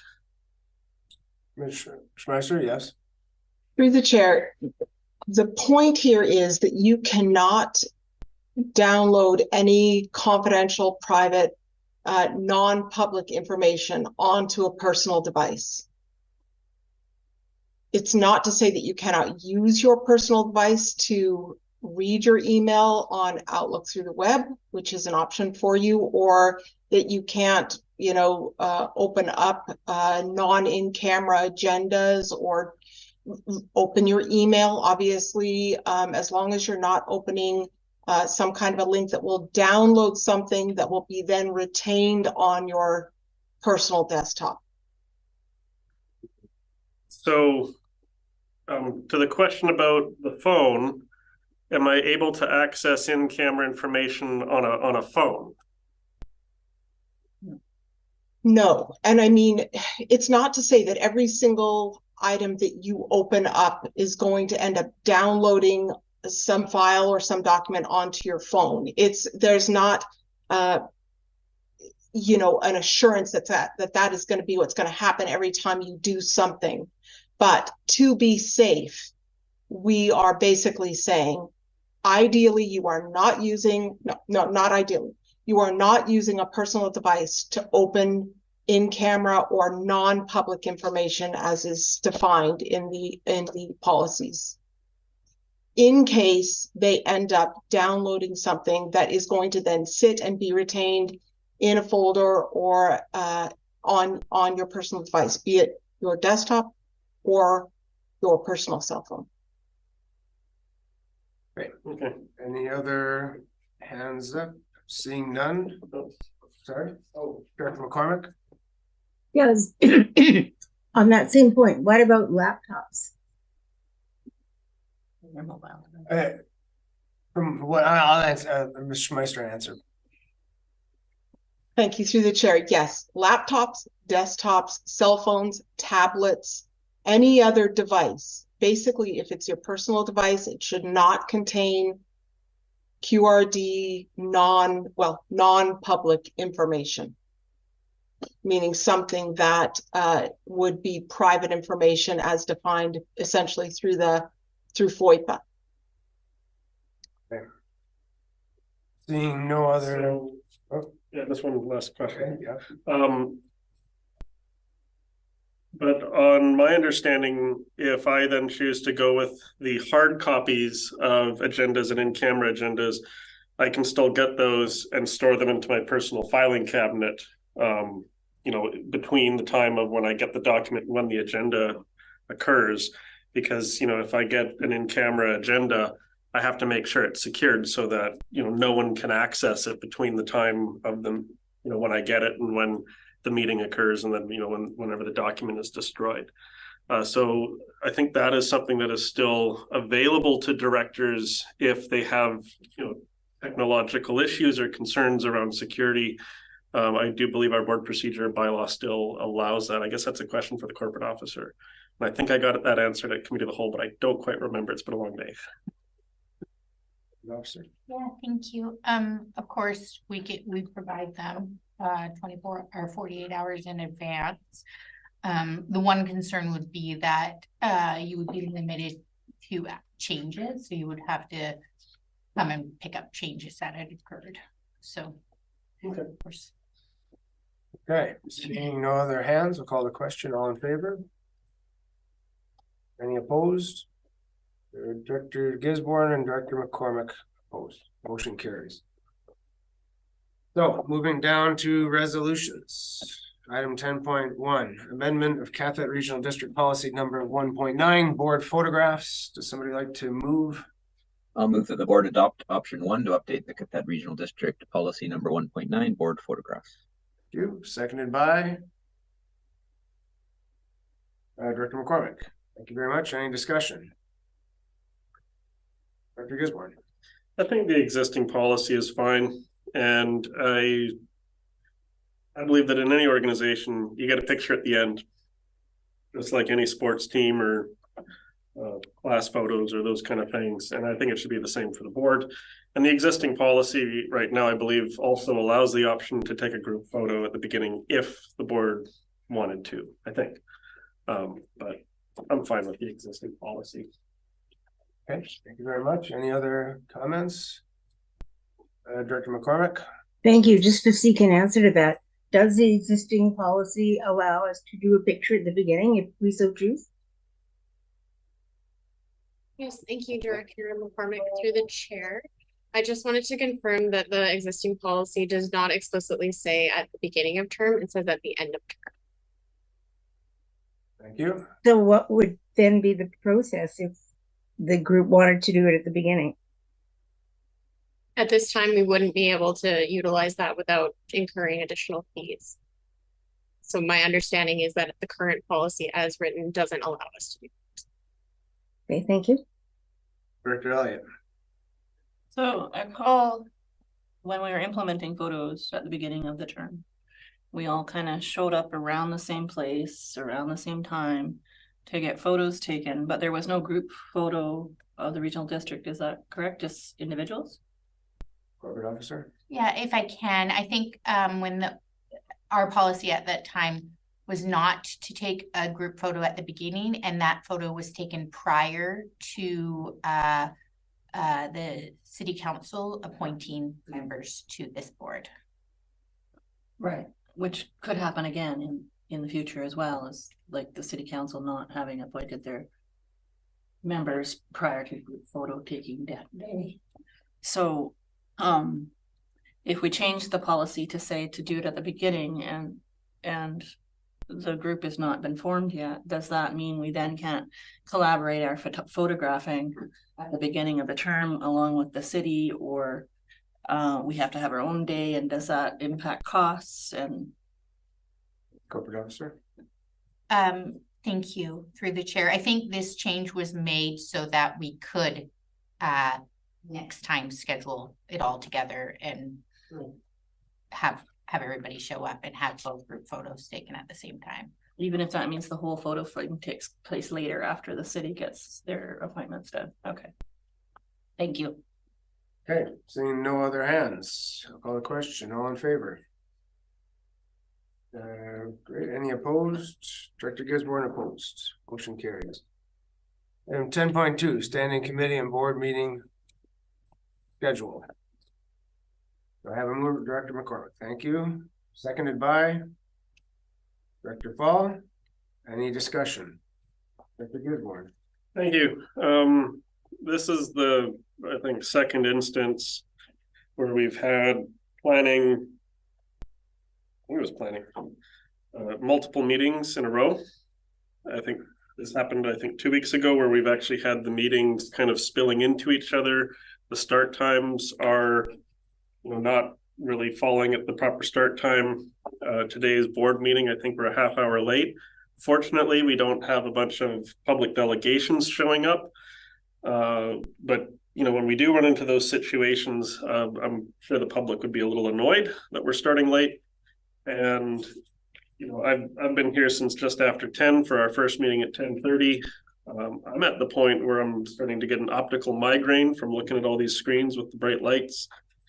And I echo one of the things that our parliamentarian trained us on, Ellie Mina, where he said, you shouldn't be making decisions by exhaustion.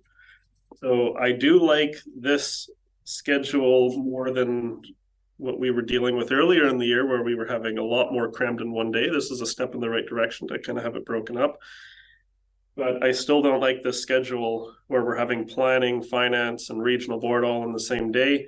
Or in today's case, planning, finance, regional hospital district, and then board all in the same day. It's causing some mental strain on myself, and I'm not sure if it's causing any strain on anyone else. But I echo the concerns raised by Ellie Mina that we shouldn't make decisions by exhaustion. And I would be more in favor of having the meetings more spaced out. So that way we can be giving full cognitive power to our decision-making, because we have some very big and expensive items that occur at this board. Okay, thank you for your comments. Dr. Elliott. The way we have Wednesdays, 2 Wednesdays of the month, is easier to accommodate people working and being on a board at the same time. I have a ton of committee work to do, not just here for appointments, but also over at the city. And if we use up more days, it makes it harder for people to earn a living, harder to work at the same time, and harder to find days to fit all of the other meetings in that I have to attend. And so while I'm sympathetic to this harder day, I think moving it would make meeting all my obligations harder. And so if I have to set aside a day for regional district meetings, it's good to get a lot done during that day and not have to set aside more days to do it. Okay. Thank you, Director Dowd. Yeah, I understand the efficiency of having all the meetings together on one day. But when you can't tell somebody what time your meeting is going to start, and you're a public body, that's a problem. And I share Director Gisborne's issue with that. If we tell people our meeting is going to start at 3 or 3:30 or 10:30, that's when the meeting should start. And if we schedule our day so that we can predict that we're just going to have to figure out how the day goes, when our meeting is going to start, that's going to be an inconvenience for the public. It's going to be an inconvenience for people who are coming to make presentations. People like the hospital Vancouver Vancouver Coastal Health, who like to make their presentations by video, BC Ferries, other groups that want to join in and want to be able to schedule the time of day when they're going to participate. That's inconvenient. So we should either set aside enough time to cover all of the things that are going to have on our lengthier agendas, because we're having fewer meetings every month. The agendas get longer. We're going to have to set more time than we have right now. Finance committees are generally taking a lot longer than they used to take. So getting quite regular that the finance committee that's supposed to have a break at the end before the other meetings doesn't have a break at the end. As a matter of fact, it goes over time. And that's something I think we need to address, either by spacing them out, starting earlier, or going later with the later start times, like moving the regional hospital district to 4 o'clock and the committee the whole 5 or 6 o'clock. You know, we should do something so that we can tell people what time the meeting is going to start. And at least 2 meeting dates in a row where we've been starting meetings late and out of order. I think we should do something about that. Okay, thank you, Director Fall. Thank you, Chair. And I just to follow up on Director Dout's comment, I think one of the ways we can deal with this on this schedule would be that the chairs, at least of Finance Committee and Committee of the Whole, kind of look, not have a discussion about whether to pause the meeting, like we had a while, in the previous meeting before this, really just to say, if there's a meeting starting at 3 and it's 2:45, just say we're pausing. There's enough items we're not going to delay in. And I think starting the next meeting, because the delegations are often at the start. So unless there's a necessary reason to carry on, just to say pause and we'll come back to it after, because often we're at the items at the end. And that would maybe mean to encourage that the meetings, longer agenda meetings where there's other people involved, consultants or public, we make sure that's up front and that's dealt with. So that's one way we can deal with it, is just make sure we're consistent and have the chairs be encouraged with support from the board to just say, it's 2:45 or it's 3:15 or whatever, we're pausing and we'll come back and give a bit of a break. So I think that would be good. And I'm willing to try this. We've tried it only for a couple months. I think the schedule does work well for me. It works well for people who do have other work obligations. It's a lot easier to carve out a day of the week, because I have to do the same thing with my other work. I have people who say, okay, what day can we meet on? Generally, there's some flexibility. It's not infinite. So we say, okay, Mondays is for this project and Thursdays is for that project. So that's how my life is. Thank you. Great. Thanks very much. I like the suggestion. I think we can just take that as an informal rule. If we feel we need to establish as part of policy, we can do that at a later time, but just, we know 2:45. I've got Director Gisborne and then Director. Yeah, my earlier points were about the efficiency of the board and not my personal work life. But I have heard a number of comments about, carving out a day for your personal, from your personal work life so that you can attend the board meetings. As many of you know, I am a farmer. I got a farm. Work still needs to be done. The animals still need to be fed. The work still needs to happen on the farm. And when I have to take a whole day off to do board meetings all day, I'm putting that responsibility onto my wife and my mother and the other family members. And I have 2 little kids and a third one on the way. And when these meetings go late, I get up in the morning, say goodbye to the family, and I come home after they're in bed. And that puts a great deal of strain on my wife and on my family. And I am hearing complaints about it at home. And I just wanted the board to know that, because these meetings are going very long. And when things happen on the farm, because that's what happens on farms, the animals can't just say, well, I'll take a day and not get fed. It's putting the work on someone else.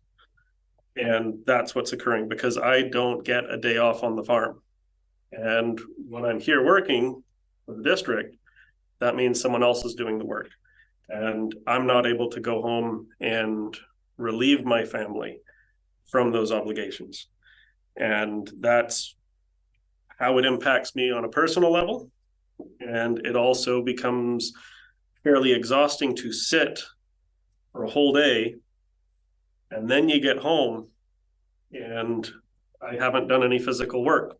And I'm then up for several more hours because I haven't done anything physical all day. And it's hard for me to sit for this long. So that's how it affects me personally. The first thing was how it affects the decision-making of the board. These points are how it affects me personally. And in addition, yes, we can say at a committee of the whole or a finance committee to say, okay, we'll pause this meeting and we'll circle back around after our board meeting is completed. However, we got to keep in mind that members of the public do want to attend our meetings, even if it's just virtually. And if they're watching at home and they're like, well, I'm really interested in item 4.12, and they come on at 2 o'clock to watch the meeting, and then we say, okay, we're pausing. We're not even going to get to 4.12 until after 2 more meetings, and, hop back online at 7 o'clock tonight. Like, that's not fair to the public that are interested in those specific items. So we shouldn't, I don't think it's a good plan to be essentially pausing a meeting so that we can then start a couple of other meetings and then go back to the meeting several hours later and go, oh yeah, we went from committee to board back to committee. And at the end, I remember last week, we were getting exhausted and kind of snappy with each other. And I'm concerned about how that's going to affect the decorum of the assembly moving forward. So I don't actually support this schedule, and I would actually like to see something a little bit more spaced out. Okay, thank you, Director Dow. Yeah, and I just, I'm kind of willing to accept this just because I don't want to be speaking about the meeting schedules until June of this year. Keep coming back to them all the time. We spend a lot of time talking about meeting schedules and being late for the next meeting. But, I think we have to remember what we're doing here. We're not here because we're trying to fit some meetings in here into our life and make these meetings convenient to our life. We're representing the public. And the meetings are meant to be open to the public, which has meant that the public should have access to the meetings, and they should be able to predict that when we're going to be having a meeting, when it's going to start, and some idea that it's going to continue to the end. And well, the suggestion that the chair will say, well, we're going to pause the meeting because another one is coming up now, is nice. But today in the finance committee meeting, I suggested once that we were overlapping the time limit, and there was another meeting and we decided to keep going. Then there was a motion to pause the meeting, and the group decided that the things we were talking about were too important to pause the meeting. We're going to continue on, and the next 2 meetings started late. So, I think if we're gonna have a policy, we should create a policy that says if there is a scheduled meeting, any other meeting will end 15 minutes before the next one starts. And that would be the end. And then the next thing that comes up for that, be it a finance committee or committee of the whole or a hospital district meeting on the agenda, would be at the next scheduled meeting. Don't add it on at 7:30 or 8 o'clock at night when everybody's forgotten what you were talking about. But, end the meeting, create a policy. We're going to schedule a regional hospital district meeting to start at 3. Any other meetings ends at 2:45.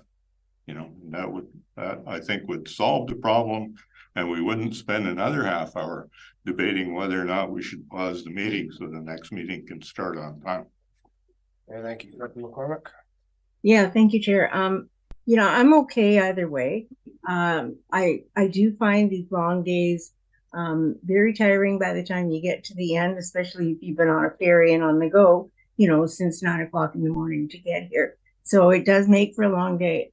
However, I like the idea of, having a rule, I guess, more than a policy, that we end at least 15 minutes, take a pause.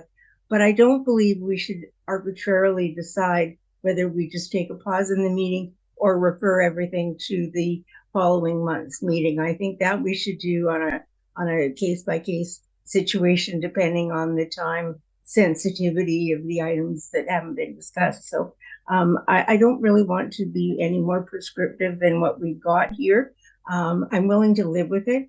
I'm also willing to revisit it, say in a few months' time. So I don't know if that has to be a separate recommendation or if it would be reviewed annually, or how does that review take place to see if it's working for everyone? I mean, the CAO can correct me if I'm wrong, but I imagine we could bring it up at any time if it proves to be a challenge. So, I don't mind Director Doubt's suggestion that we have kind of a rule that meetings end at a certain time, and if we've had too many things on the agenda to finish the meeting that time, that we can decide if we need a special meeting or it bumps to the next meeting or what have you, based on the, you know, the timing requirements of the items. And we end and we start our next meetings on time, and we do not tack them on to the end of the day, because that can become overly long and it's really hard for people. So it wasn't here at the RD, but our meeting from the committee of the whole last night at the city, we didn't go home until after 10 o'clock. My children who go to school, they didn't go to bed on time because our mom wasn't home, right? And so I don't have a wife to offload my responsibilities to, or a husband or anybody else. So when I don't come home, my kids don't do what they're supposed to do, and we all get really tired. So, you know, if we can not, you know, if there's too many agenda items for a meeting to finish on time, I do like the idea that we just say it's over and we move those agenda items to another meeting. So I would be in favor of that kind of a rule. Okay, well, what we have in front of us is a motion about the schedule as is. I think we should do that. Could be a separate vote on motion. this, and then that could be a separate item if somebody wants to bring that forward. I could write a motion for a future meeting that would cover that. There you go. Okay, so the motion in front of us, I don't see any more hands up, so let's vote on it. All in favor? Any opposed? Director Gisborne opposed. Thank you very much. Motion carries. Item 10.3. Oh, no, that's done. Move that to the consent agenda. 10.4. Appointments. Do I have somebody who would like to move the recommendation? Director Elliott, seconded by Director Gisborne. Any discussion? Director Gisborne. Yeah, one second, let me bring up the proper. Wait, that's the wrong one. Schedule A. Here we go. Vancouver Island Coastal Communities Committee on Solid Waste and Circular Economy. I know the acronym is absolutely terrible. I attended it 2 Fridays ago. Starting to get forgetful. Myself and Mr. Schwab were in attendance. We adopted our terms of reference. My kind of understanding is that it's going to be 2, maybe 3 meetings a year. It's designed to, take what's going on in various regional districts, solid waste management plan advisory committees, and elevate it to the Vancouver Island Coastal Communities level, where there'll then be some discussions, and if there's issues for advocacy, it then gets recommended back to regional districts to then potentially put motions forward for AVICC. So having Director Elliott, who is also on the Solid Waste Management Plan Monitoring Advisory Committee, I think is a really good thing, because it'll help have those 2 connections. But there is one other piece of information that the board needs to consider. The terms of reference says that we need to appoint a representative, and we need to appoint an alternate for that committee. So right now we have Director Elliott, and we should also have an alternate. And I would actually be willing to be the alternate for that. And when I attended the meeting, there were directors and alternates in attendance, as well as the regional district staff. I actually joked with Cowichan and Valley. They had one of those owl things, and I was like, wow, do you guys have quorum? Like, they had a full room packed in there to be a part of that meeting. So I know I'm not on the Solid Waste Management Plan Monitoring Advisory Committee, but with Director Elliott, I think she can help relay that information to the committee. And since I've been working with the Vancouver Island Coastal Communities Committee on solid waste and circular economy, I would be happy to be the alternate if that works. You need a motion for that? I would make that motion. Sure. So unless Director Brander would like to be, or Yeah, so just Well, the continuity would be great. Sure. maybe just adding that to this. Exactly. Yeah. add it to Schedule A. Okay. An amendment. All right. So I need an amendment to Schedule A to add the alternate. Including the amendment to add Director Gisborne as the alternate. Okay, so that's the motion we. yeah, sure. I'll put forward that as an amendment. Okay. Second. Sure, sounds good. Any discussion on? The amendment. Does everybody understand what we're doing here? It's to amend the Schedule A so that we have an alternate as well as the primary, I guess. Great, no hands up, so all in favor? None opposed, motion carries. So back to the original motion then, correct? Correct. About the appointments as noted in Schedule A. I'll move the original. It's already moved and Seconded? seconded, so it's just if there's any more discussion. And I had also a bit of discussion with Director Fall about Coastal Invasive Species Committee. I'm not seeking to be the appointee for that committee, but I would also like to work with Director Fall, for maybe potentially next year. So I don't think we need a motion for alternate on that committee, but I would like to continue the conversation with Director Fall on invasive species because it does have a bit of an overlap with agriculture, but it's, as I understand, that committee has a very interesting and unique structure. So something I need to wrap my head around. Whatever you guys work out on your own, that's fine by me, but I don't think we did a motion for that. Yeah. So is there any other discussion? Seeing none, all in favor? None opposed, motion carried. Great, no reports, bylaws, new business, question period. Mr. Galinsky. No, Mr. Galinsky. It'll be on the road. Hello, Chair, sorry, I was muted. Thank you for the opportunity. I'm still with you. I don't have any questions at this time. All right, sounds good. Thank you very much. So we have an in-camera session. Somebody want to make that motion for us? Director Gisborne. Sure. I move that the board move in camera the meeting be closed to the public on the grounds that the subject matter to be considered relates to matters covered by the community charter under section 91A, personal information about an identifiable individual who holds or is being considered for a position as an officer, employee, or agent of the regional district or another position appointed by the regional district. K, negotiations and related discussions respecting the proposed provision of a regional district service that are at their preliminary stages, and that, in the view of the board, could reasonably be expected to harm the interests of the regional district if they were held in public. L, discussions with regional district officers and employees respecting regional district objectives, measures, and progress reports for the purposes of preparing an annual report under section 98, annual regional district report. And N, the consideration of whether a board meeting should be closed under provision of this subsection or subsection 2. Seconded by Director Elliott. Thank you. Any discussion? All in favor? None opposed, motion carries. We're going in camera. Sorry, it wasn't as fast as it Recording stopped. I'm feeling tired. I know I can do it faster, but I get put on speedy. You know, you need to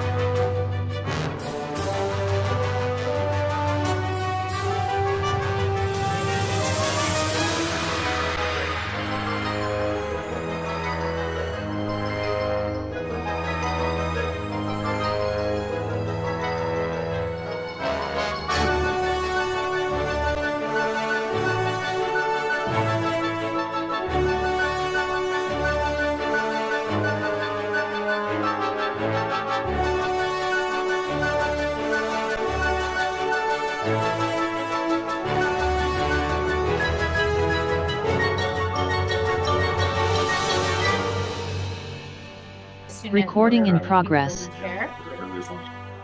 Oh, no, for sure. Well, you say the recording in progress, the same preview voice. Thank you, Chair. We're back in open session.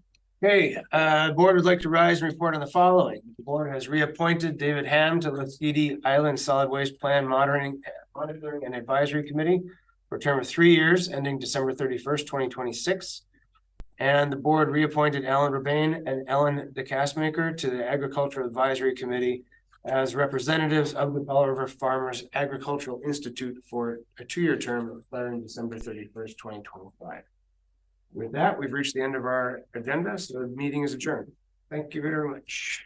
Thank you, everyone. See ya, Andrew. See ya, Sandy. Good meeting, everybody. Recording stopped. Ready to rock That voice. And I'm glad we don't have to go back to finance, so. We could.